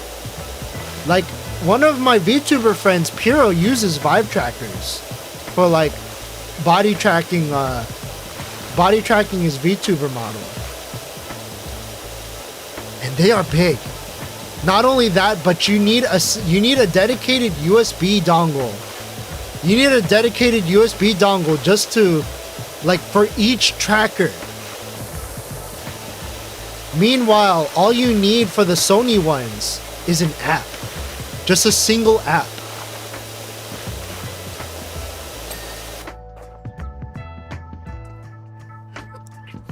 Looking forward to more convenient tracking tech. Yeah, definitely. If I can manage to get my hands on something like what Sony just put out, I would totally just be like, okay, who can I go to commission a 3D model of me? Because, you know, the DJ Iwanami stuff, I want to do that. I want to do like DJ gigs as a VTuber while doing like VTubing stuff. But the only problem is I don't have the I need the room for it, and I need the tech for it. And I feel like the Sony trackers are probably going to be the most convenient tracking tech that I could use.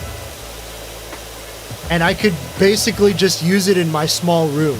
I don't need to go to like Puro Labs, like my friend's place, just to like do 3D stuff. Especially since like my friend, like Puro, he's been doing some pretty big stuff, like relatively big stuff recently. And so like I feel like if I can do like 3D stuff without having to depend on people to like do the stuff, especially since I'm going to assume that like with the things that Puro's doing these days, like he's gonna be like really busy and like have no time to like set up the stuff for like other people. The better that I can like, the more that I can like reduce my dependency on like others for that stuff, the better off that I'll probably be with trying to like do my DJ Iwanami initiative and stuff. Kiseki keeps egging me on to create a character and I want to, but art hard. So like, if you can't, okay, so when it okay, let me just if you cannot draw, like if you don't have like drawing skills and you can't do like the drawing stuff, here you can do this.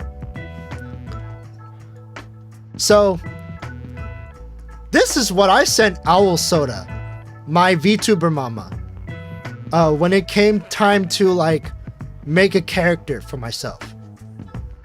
And yes, I did redact this because like at the time that I was sending this out for people, like to other people other than Owl Soda, I redacted it because I wanted to keep my name hidden.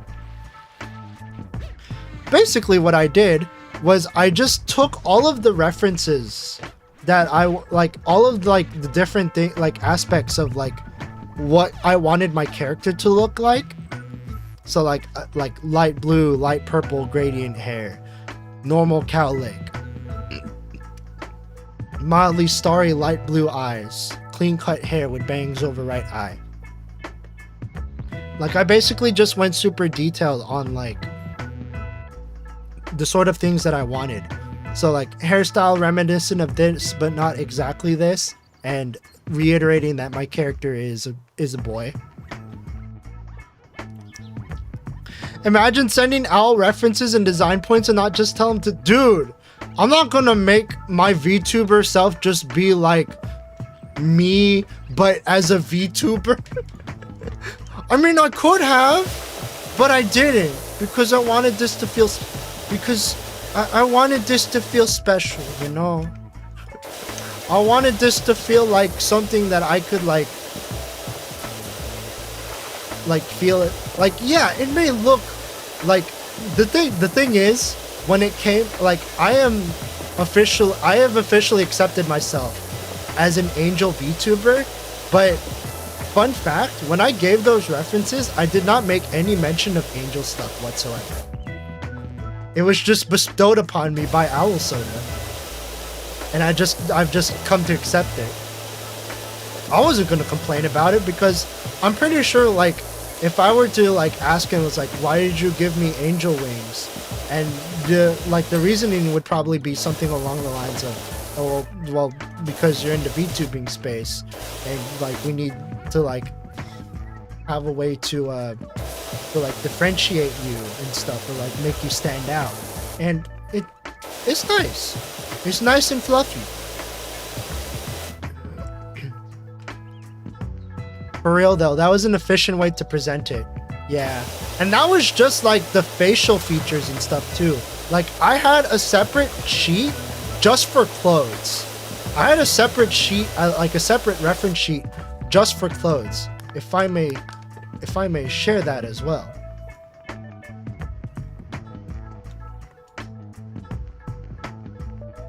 This is essentially me deciding my wardrobe. And yes, I did take notes from Pomeranian Puff for like the fairy, for like this fairy thing on my shirt. I tried my best. I like to believe that like Owl Soda tried his best not to be totally ripping off Bochi no Maru Maru Seikatsu and also not ripping off Pomeranian Puff completely and stuff like that. And yes, I got the punk ska shoes. You can't see them yet, but I'll get there eventually. I'll get there eventually.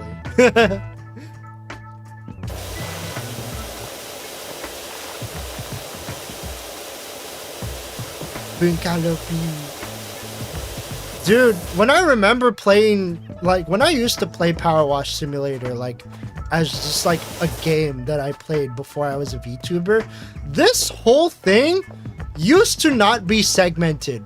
Like this was like one giant object that you had to clean. So to segment all of these objects, like all of these like different parts of the floor is really it's really good. It's really good for the sanity. Yeah. It's another thing I fear is someone I think would resemble someone else too much. Too hard to be completely original. Yeah.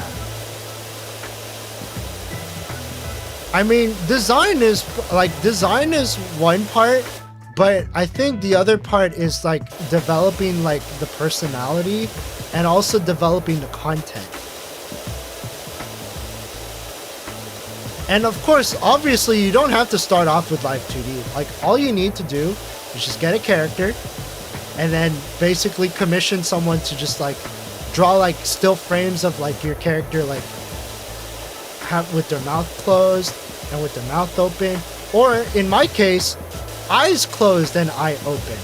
Because as you can see with the solution that I'm using, Vtuber, you can set different images for like when your eyes are closed and when your eyes are open and stuff like that, and it just makes things a lot more dynamic.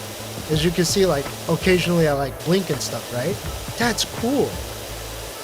Makes it a little bit more lifelike instead of just because like it's basically a step away, like a step removed from being a Discord React. Because without the closed eyes, you are essentially just doing Discord React, and that's also a nice solution when you're starting off, and you really can't afford to like have like a bunch of expressions and stuff. Even when others get curious of why I'm even designing it. My main goal would just have one. So you just want to represent yourself on like Discord chats and stuff. Gotcha. I mean, like even if you don't do like the VTubing thing as like a streamer, like it's still good as like being like an OC that can like represent you and stuff. Like even if you don't make content, it's good. It's like it's nice if you want to like develop like an OC, like an original character. Bushy, what you doing, Muzumis? I get the feel.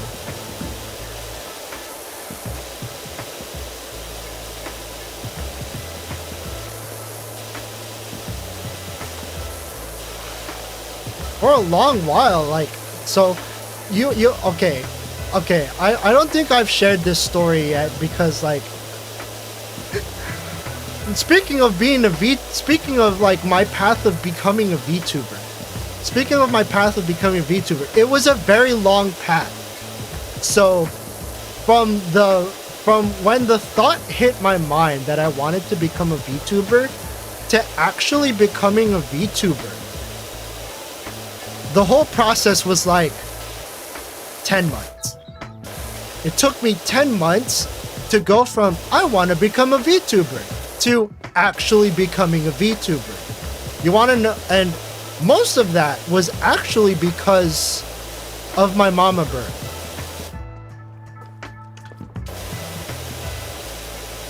Most of why it took me this long to like become a VTuber, part of it could be attributed to mama birth, and part of it could also be attributed to what I used to be as a like what I used to do in my personal time.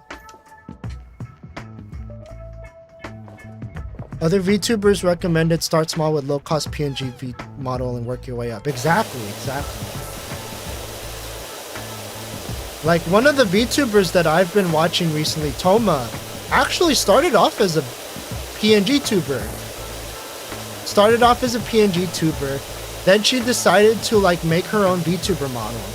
And then she decided to like upgrade to like having her model like outsourced to like better artists and stuff.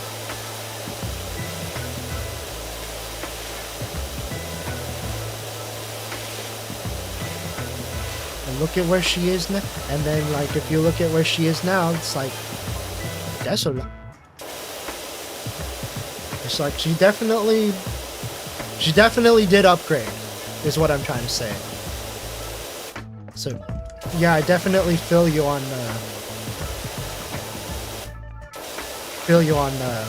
that regard. Ariel did the kind of same thing. Yeah, start off as a PNG and then work your way up, essentially. Yeah, as an indie, I think that's probably the natural way to go about it. Start off low cost, so that way you're at least doing stuff, and then as you continue to do stuff, like develop your personality, develop like who you are as a content creator and stuff like that, then you can start branching off to like bigger things.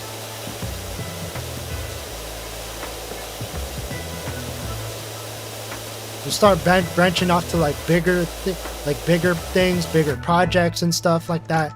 Dude, as much as I would like to, but like also part of it is also like the preparation and stuff, because I really want to start using my chibi model, but I also don't want to just, start using my chibi model, because I want to like I want to like show it to you guys in like a fun way. It's like the old saying, Rome was not built overnight. And like there's this like really fun idea that I have that I want to like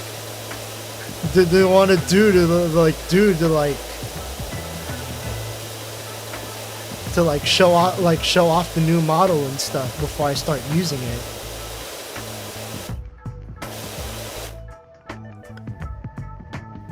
Just the other night, even if it's something who isn't your character. Monica, I was in a call and everyone else had a model. Besides me, I felt so lame, like what the man. Stupid to say, I almost teared. Oh my god. Aw, that's pretty cute. It's pretty cute, not gonna lie. It's like, oh my god, you wanted to fit in. I just wanted to be the VTubing thing like everyone else. I think that's how most people get into VTubing. They just see like a bunch of like other VTubers, and then then suddenly like something inside them clicks. They get inspired, and then they start wondering, I want to become a VTuber. How do I become a VTuber? And then they start going to like all of these like tutorials and stuff, and like reaching out to like artists and stuff, be like, hey, I want to do the VTubing thing. Can you help me do the VTubing thing? And then you start your long journey into doing the VTubing thing, and bam. It's basically me in a nutshell. But it's also like thousands of others that are also getting into this medium as like a hobby and stuff. This is why I really enjoy like all of the advancements that go into like consumer level VTubing, because it just makes the medium just a lot more accessible. You don't need to join. It's like you don't need to join an agency to become a VTuber. You can just become one, and then if you decide you want to like level your VTubing stuff up and you want to do it as a career, then you can think of the prospects of like joining an agency.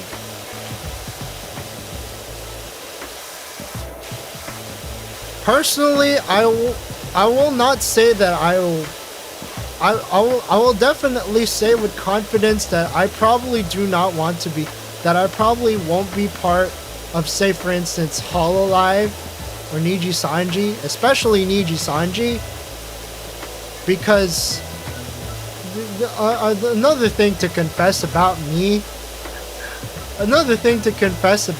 and it's not that Niji Sanji and Hololive are like bad companies. Like, they're definitely doing their best for the talents that are part of it. But if I were to like do the thing, if I were to do like eventually like consider joining an agency, I think I would want to like do like the talent first agencies, like ones that will just help you with like say like getting sponsorships or like support for like merchandise creation and stuff like that. But I don't think I would be mentally prepared to lose who I am just to become an agency VTuber. Which is why I want to like opt for stuff like talent first agencies, where like, yeah, you can get the support. You can get the support of like all of the logistics of being a VTuber without having to sacrifice who you are as a VTuber. And I'm glad that like talent first agencies are even an option, because like it gives people, because like then you could do the VTubing thing without having to like, you know, graduate and reincarnate. And for those that do go into those agencies, like, I mean, more power to them. And it's like, it's their choice, and kudos to even getting into it in the first place. Like, it's still a lot of hard work, either like whichever way you put it, with whichever way you go. But I personally would like to hang on to who I am.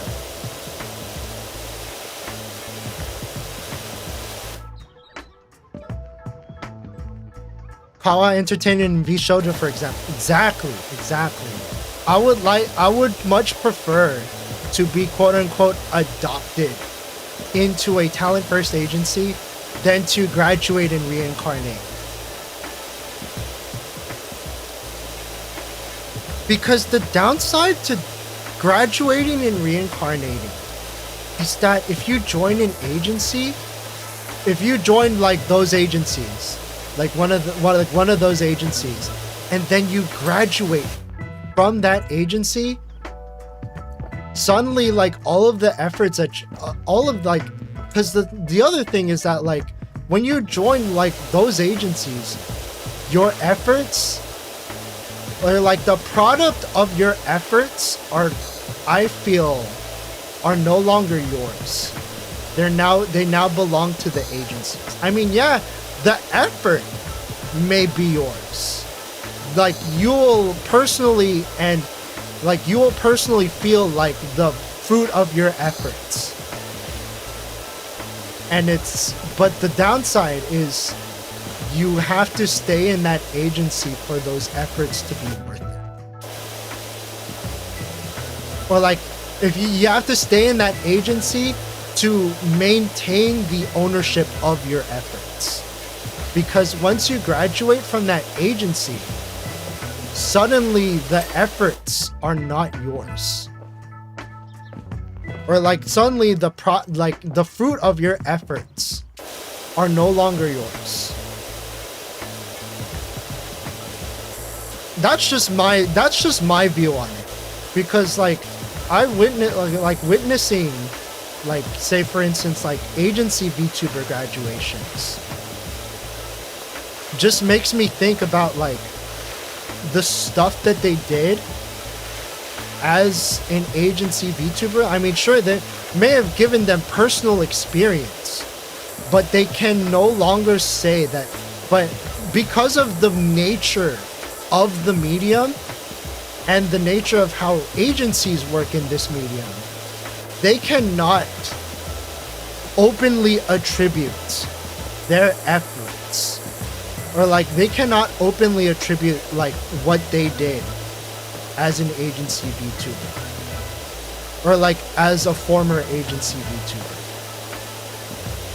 And that's just kind of the stuff that like kind of the topsy-turvy stuff that gets me as like as an indie VTuber, like trying to understand like the workings of agency VTubers and stuff, and like how everything like all works mechanically and stuff like that. And it's just like I look more into it and I'm just like, yeah, I'm just gonna stick to talent first. I'm sorry, guys.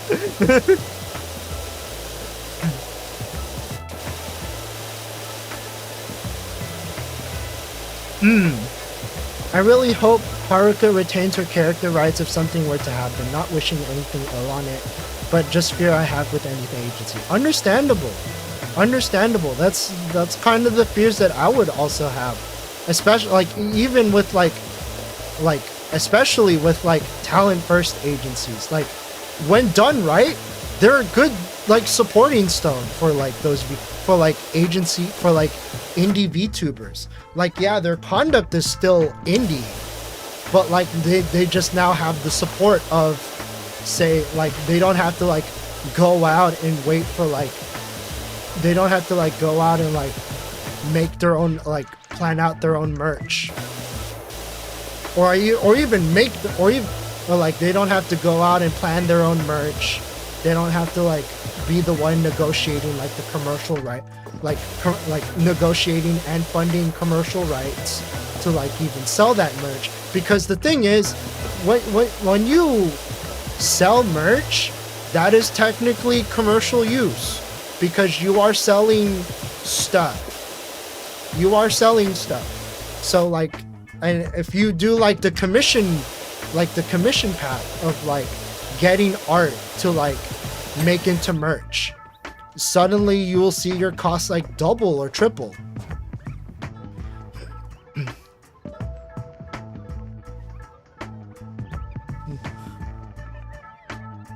Merch can definitely be a headache to deal with. Yeah, especially if you have to like plan your own merch. Like if you have to plan all of that stuff on your own, then like yeah, it gets crazy. It gets a bit hectic. It gets quite hectic indeed.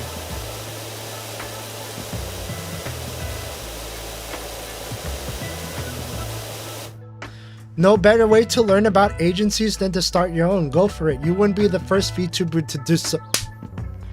This is why I want to start.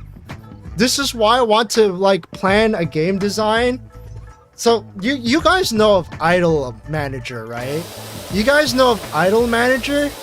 What if Idol Manager, but instead of managing idols, it like starting an idol company, you start your own VTuber company? Because I don't like, honestly, it's the reason why I want to make it into a game is because let's be real, guys. I don't have the capital. I don't have the capital to actually start my own VTuber agency. So, I would rather just have it as like a simulation in a game rather than like having to like make people suffer under my hand. Oh my god. With real world consequence. Oh my god. I would rather just play it in a game.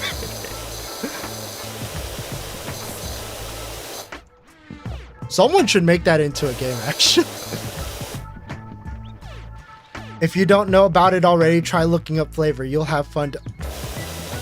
Oh no! Well, the moment you said Flavor, I knew exactly what you were talking about. I knew exactly what you were talking about when you mentioned Flavor. Oh my god! Especially with Billy Vanilla. Yeah, I know of that quote-unquote scandal.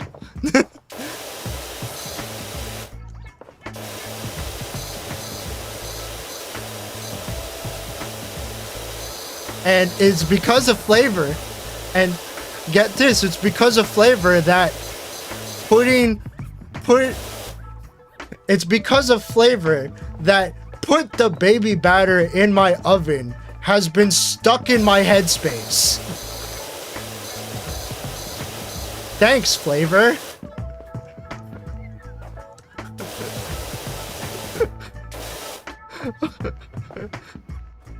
If you don't know it, you don't know it.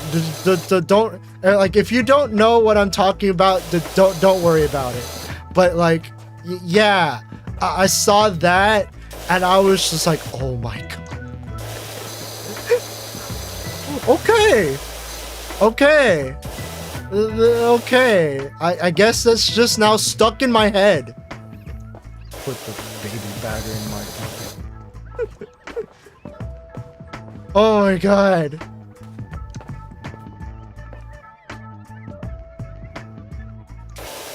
Oh! People are actually... Oh. Oh. You see, I thought it was just all a joke. I thought it was just one big elaborate joke, but then it turned real. Oh no. Oh my. Okay. Okay. Okay, you can rest your case. It's like a big meta joke, but I don't know how far the joke is going. Oh my god. I will say Pippa is really heckin' is to just go through all of those steps. Jesus Christ almighty.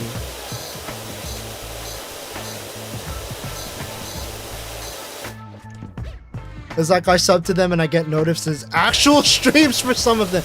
Dude, is Vanilla stream? Does Vanilla stream or did...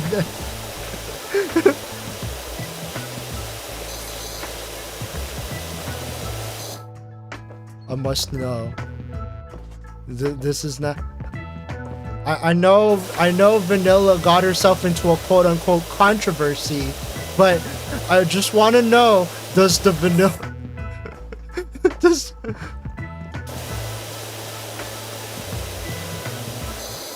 the Vanilla stream?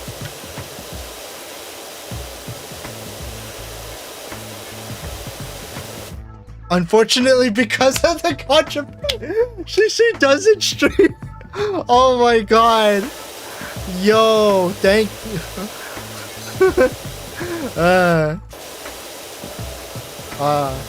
Poor Vanilla. But you know, you did this. You.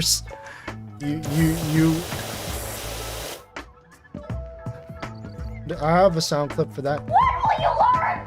What will you learn? That your actions have consequences.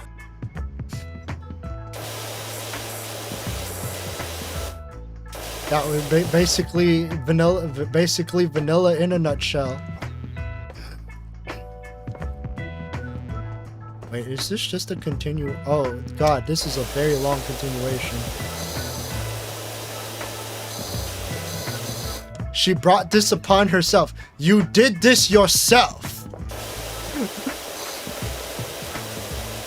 Green's gonna be a... this green flooring is gonna be a bit of a pain because it's...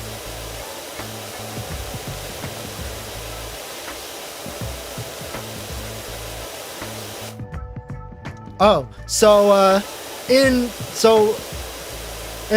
case you're lost, John, one of the a VTuber in an agency decided to start her own VTuber agency with character designs generated by AI, and basically just decided to just like run like. I guess it started off as a joke, as like a meta joke, to just be all like, hey, I'm gonna start a VTuber agency, mate. And then actually going through with like designing characters, or like quote unquote designing characters. She just generated them through like AI.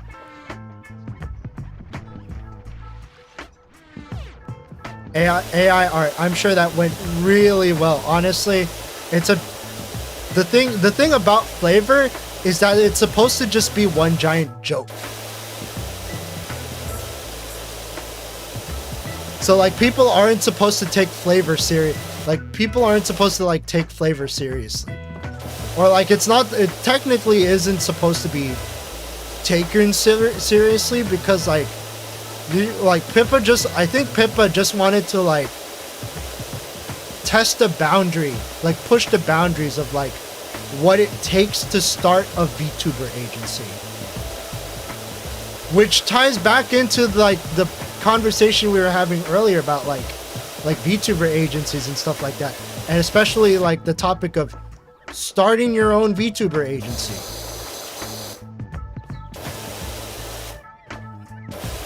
And then Wrong for Rabbit brought up Flavor, and yeah, it just went from there. It's not real until it is. I still would want to play, like, I still would want to like manage a VTuber agency in the confines of a video game though, because the thing about running a VTuber agency in real life is that it takes a lot of time. And you will not know whether your thing will be a success or a failure until like you go through the motions and then you find out that like say like, oh no, like this isn't like financially like sustainable, like this particular operation is not like financially sustainable and stuff like that, and then you end up like closing shop and stuff. Or like you ran out of capital like way too quickly because you, say for instance, like focus a lot on like advertisements and even even dealing with like controversies.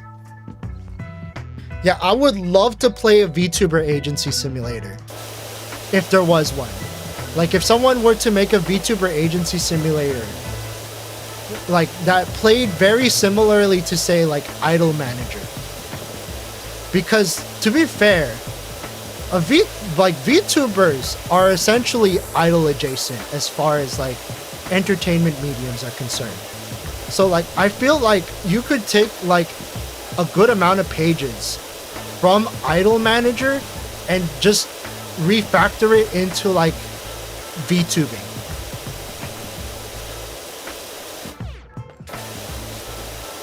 Like refactor it into VTubing and explore all of like the different possibilities of like how to manage a VTuber agency, especially with like all of like the different like sort of like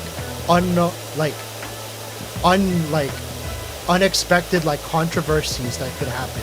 Like say for instance that vanilla controversy where it's like, oh, you're just sending so a story about the vanilla quote unquote controversy is that she basically was sending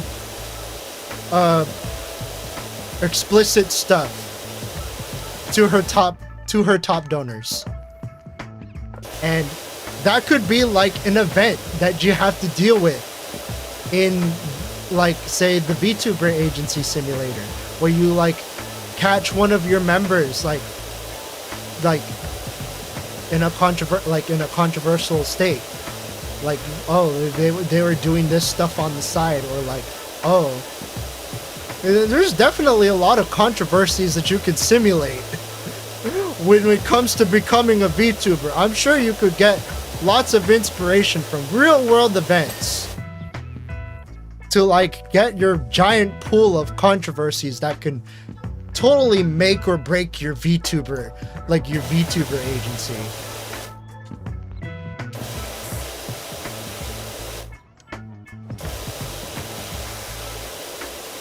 Or it's like say for instance, like you're running a VTuber agency, but suddenly like, oh, there's a website that there's a website that has been like leaking out like sensitive information about your talents. Or like say for instance, you know, oh, someone is using, or like one of your talents has been caught like smuggling your technology to like start their own VTuber agency and stuff like that.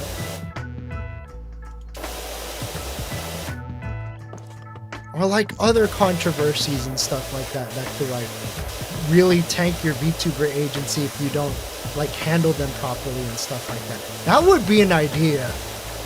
I want to play a VTuber agency. I want to play a VTuber agency simulator now. But they don't exist. It's like, heck, I will write the design document for it if it means that I'll be able to play this in the near future.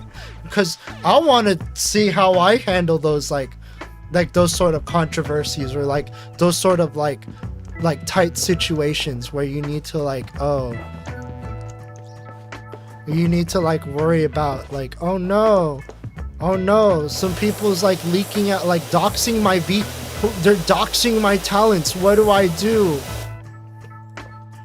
And like there's definitely like a lot of like real world like instances on how people like how agencies handle controversy that you could potentially like put into a video game and try and simulate it as much as you can.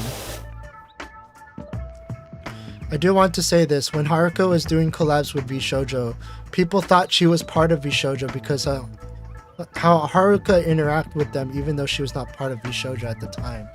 Yeah. Like because of how well Haruka and the other got along with VShojo, they just thought that she was like a member, like considered like an honorary member of VShojo, like unofficially, like in an unofficial way.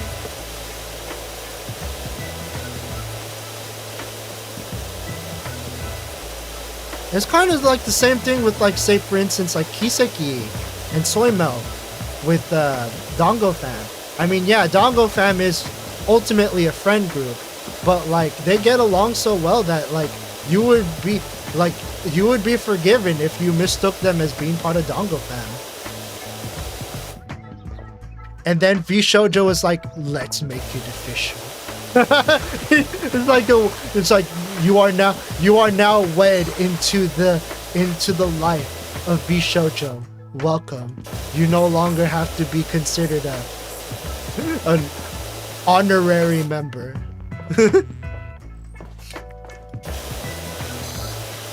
Really proud for Haruka. From a distance, from a respectable distance.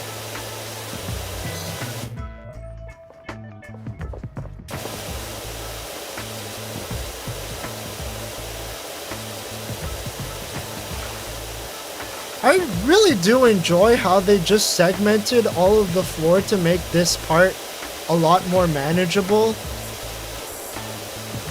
Because it's a lot more fun to just like go through all of the reds and like all of the colored stuff. You just like paint all of that. Nice. Looking proudly, respectfully. I mean, as long as they don't force their members to do stuff in a certain way. Yeah, yeah. Yeah, that's the other thing about, like, VTuber agencies. It's like, there could be some, like, creative freedom is always going to be, like, a subject that you have to deal with when it comes to, like, VTuber agencies. Because I think the appeal of being a VTuber is just creative freedom. Cause like remember, like do any of you guys remember like the likes of like say Kizuna Ai or like Den no Shoujo Shiro-chan or Kaguya Luna or Mirai Akari and like those VTubers. I think the biggest appeal these days for the biggest appeal that has stuck for VTubing as a general medium of some sort is the sort of freedom that you have with conducting your activities,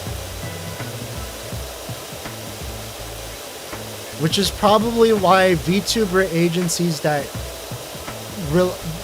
agencies or like acts that like take a lot of notes from Kizuna Ai started dying out when they found out that the stuff they did was not really sustainable. I think I wouldn't lie that when I first came across the Dongos, I also kind of wish I was friends with them, which to an extent I am acquainted with a few of them, but I know there isn't really a thing anymore for me. I think I'm just satisfied with that. Yeah, it's like you'll get along with whoever you get along with. You don't necessarily have to like force it or anything, but it's nice to just be like acquainted to them. Like I could definitely say that I am acquainted enough with Mew and Oni to want to invite them to like celebrations that I have. Like I actually did invite Mew and Oni to be part of my birthday stuff, to like be part of my birthday spiel last year, but unfortunately they had to decline for like various reasons. Oni because she was like recovering from sickness, and Mew because she was like really busy. So yeah, I definitely like understand that you will be friends with I'll just say like you will be friends with whoever you will eventually be friends with. Like it's just like there is no use in like trying to force it, because it will usually not end well. I've never actually spoke with Oni voice to voice, just in text. That is same here actually. Like most of my interactions with Oni are usually like obviously like her stream, sure, but she has reached out to me for like clips and stuff. Like, you know, like I mentioned before, like I did the intro video for Oni's Twitch channel, and I also did a few clips for her channel too. Speaking of which, I actually do have like a couple of clips that I might want to propose in the future for her YouTube channel. There are definitely some moments that I personally would want to like chronicle. I think if there's one thing that I want to propose to Oni at the very least, it's that I think she should consider making some of her moderators not necessarily clippers, but timestampers. What she would do to like give some of her mods timestamping role privileges is, you know, make some of them you'd entrust some of the mods to become editors on Twitch And what the editor role on Twitch allows you to do is make timestamps. And this will be handy for me specifically, because if I see because then I can download those timestamps to like a CSV file, and rather than just rummaging through clips, I can just rummage through all of the timestamps and basically make a compilation like that very easily.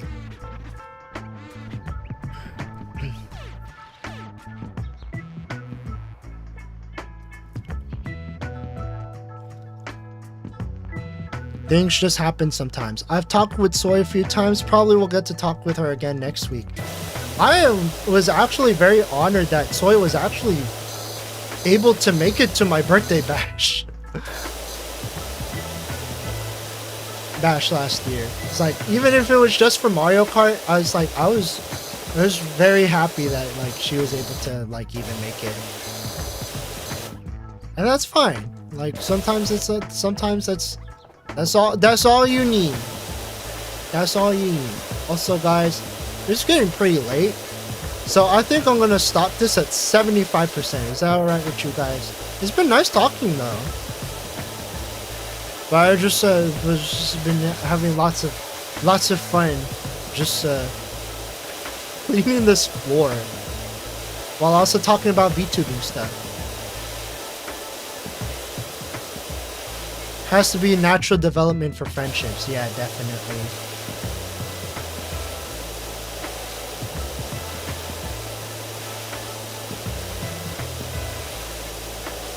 Hopefully I can make some more friends in the VTubing space.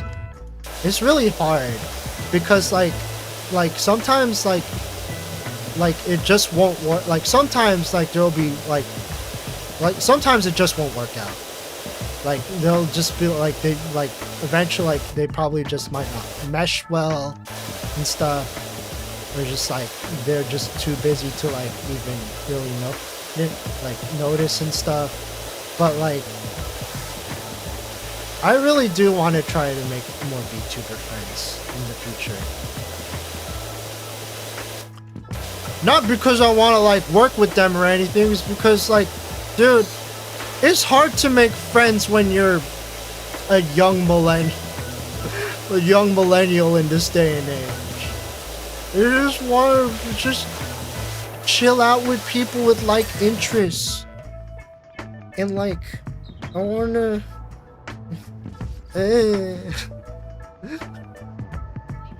Diego, let's make music together.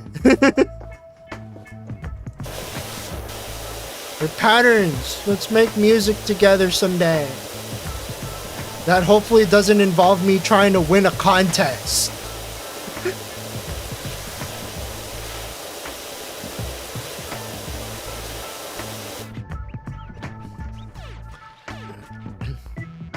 Having VTubing or music as the same hobby definitely gives some common grounds, definitely.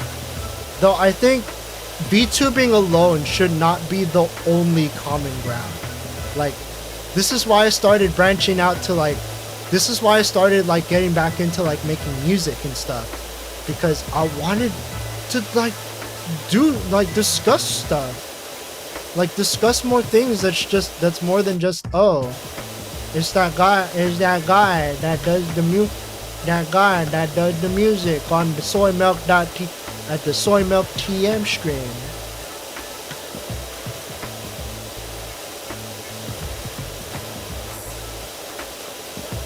Depends how compatible are people in order for friendships to work. Yeah, definitely. But sometimes you learn that the hard way. Like, you don't realize that you're not compatible with someone until long after you just find out that like, oh, yeah, they're just really into like extremely weird stuff, and it's like, okay, I thought you were cute, but then all you do is just like you just talk about like toilet jokes every stream, Even though you say you don't like the toilet jokes, you just keep on talking about them. It's like,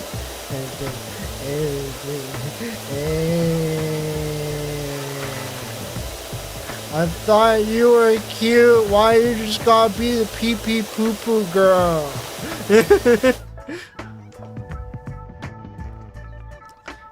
But yeah. I'll get friends eventually.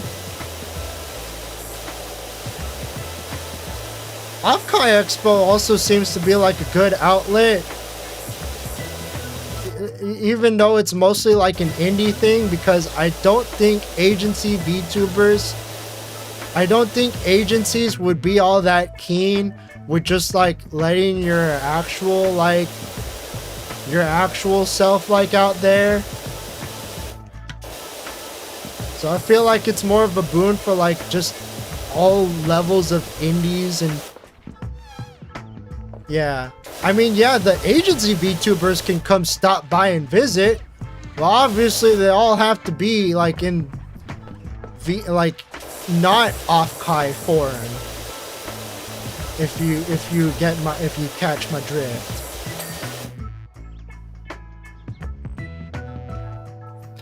I still get overly conscious about my relations with others are, like how they are healthy or just falling but invisible.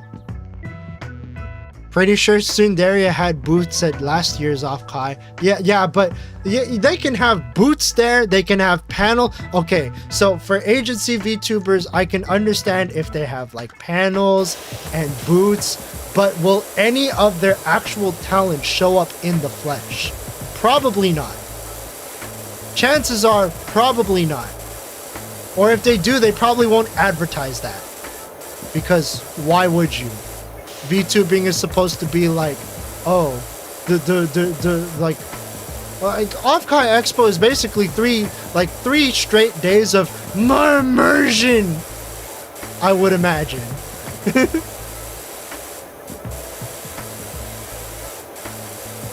But it's a nice concept, if you ask me.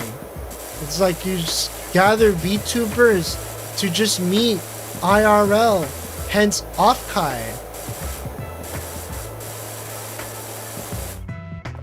Yeah, but they were anonymous, of course. Yeah, I'm going. Yeah, like my guess is that like if an agency VTuber were to show up at, like if agency VTubers were to show up in the flesh at like a convention, they would have to be anonymous. They would have to conduct themselves anonymously because that's just how it go. That's just how it gonna be. That's just how it gonna be. This medium is freaking weird, okay? It's freaking weird.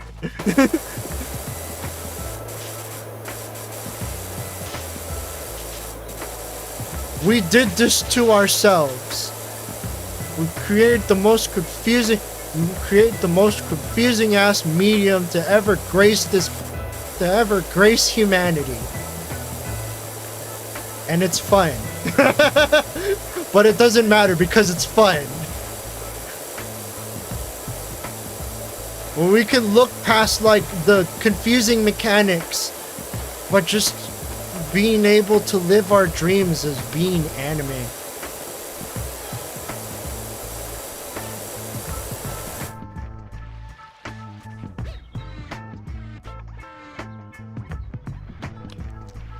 There is only one person that I have any interest in meeting, given that it's Haru. Oh.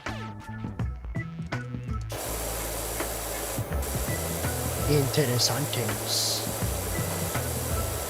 I think that's another thing. I think for V Shoujo, from what I've seen for like offhand experiences, I think they're all like in their VTuber forms when they show up to conventions, I think. Because like I do know like people like they have like a companion that like walks around holding an iPad with them on it, but usually they'll just like, yeah. Losing one dimension, living the dream. Everything has its pros and cons, yeah. This is why I want to be indie.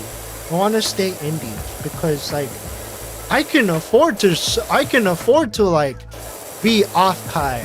Like I could just show myself and then not have to worry about, oh, there's like the agencies won't let me be. I'm gonna be the man who I don't know what I was going with this.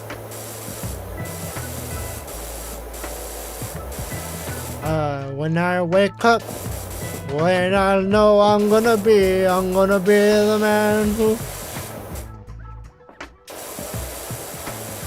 When I go out, well, I know I'm gonna be the. I don't know why I started singing 500 miles all of a sudden. Hyrule, you smell, bruh. Bro, when I finally get monetization, and especially like membership stuff, I'm definitely gonna have light sticks. But even then, I still need to reach out to Owl Soda to just make me emotes. Once I get my money situation settled, that is.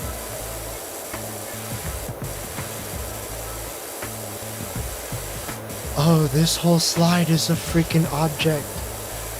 Man, imagine if these scales were like different objects. It'd just be satisfying to just see all the scales. Just like, why must money be so expensive, Pain Dio? But also, I am also taking up Owl Soda's time, because I don't know what Owl Soda is working on the side, besides maybe fawning over Princess Connect and Ocho. Yeah. But I want to get, I do want to, like, if I do, like, for the Discord server and my YouTube and Twitch channel, I at the very least want him to make my emote. It's 75%. Okay, after I finish this Stega slide, I'm gonna call it a night. I'm gonna call this stream a night.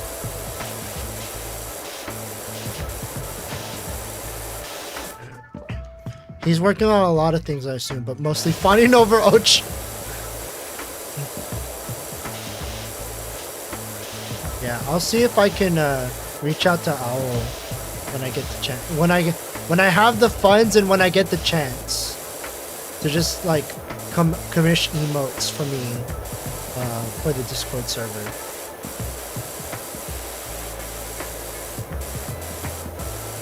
So I definitely have a lot of ideas for like emotes for the Discord server.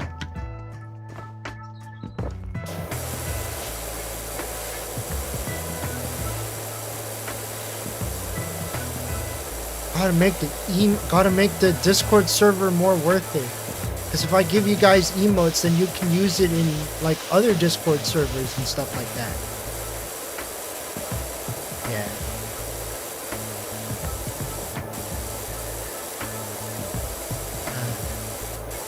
It has been nice cleaning this giant Stega slide. It's just filled with so much grime and so many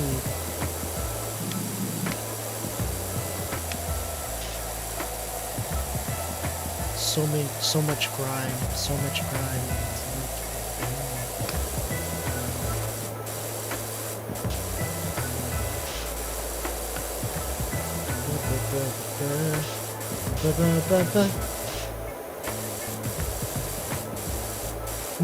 One day we'll finally be able to react to your schedules with something other than Lurepad and Padoru. I know.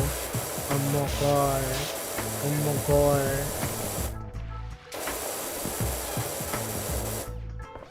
Oh my god. Come to the city of Lure. It's like, that's definitely, like, once I get the emotes, that's definitely gonna be a big announcement. Hey, the city of Lure Mates now has like a huge upgrade. Come to the city of Lure Mates where we have like 20 different emotes of me doing stuff. We promise it's not a hell. We promise it's not a desert town. Okay, we cleaned the slide. Oh my god, and then the rest of it is just literally all of that. Okay, this has been quite a long stream. Clean Stegosaurus and like clean. Look at all of this.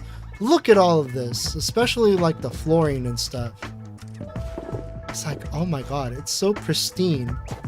It's so nice and clean. It's so beautiful. Look at this. Look at how colorful it all is. This game looks and I mean, like to stay indie. Sorry about the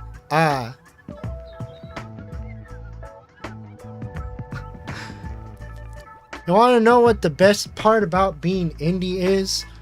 Apparently, I've heard stories that Bao was just at TwitchCon, just being Bao.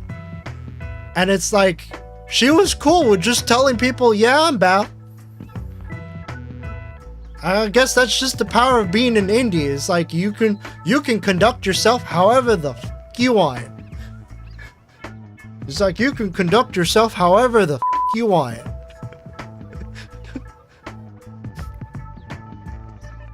The best part of being indie is that the da, da, da, da, da, da, da. No. Definitely not running away from boulders chasing you. God damn it. Anyways, that's gonna be it for tonight. 76% is a lot, especially when you factor in all of this work. Just work. It's beautiful, but it took a butt ton of time to get to this point, and I still got all of that stuff to finish. It's like, why did you gotta be so dirty?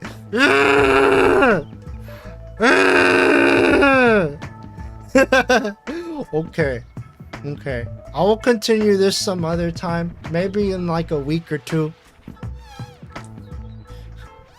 Maybe in like a week or two, and but until then, I did get some new games recently, thanks to some Steam, it's like Sun Flash Steam sales, and I now have access to a couple handfuls of games that I may want to play next week. I am also home alone, so there may possibly be another karaoke stream. I'll probably be doing a karaoke stream once a week while I'm home alone, because I want to sing to you guys. I don't know what I'm going to sing, but I want to sing. Talking about the VTuber stuff. Thanks for the nice stream. Sorry about that, Lure. No, it's fine. It's fine. Okay. Thank you guys for watching, and tomorrow is going to just be me like doodling on my piano. So yeah, it's just gonna be like just me like on my piano. I will probably turn off noise suppression, because I'm not feeling like hooking up my piano to like the sound system and stuff like that. So you're just gonna have to deal with mic quality pianos, I guess. Hope you don't mind that. But anyways, thank you guys for watching, and I will see you guys on the next stream. Otsurua. Bye bye. And I should also let you guys know that the piano stream is going to be late at night. So sorry, Wrong for Rabbit and other people in Eastern Americas.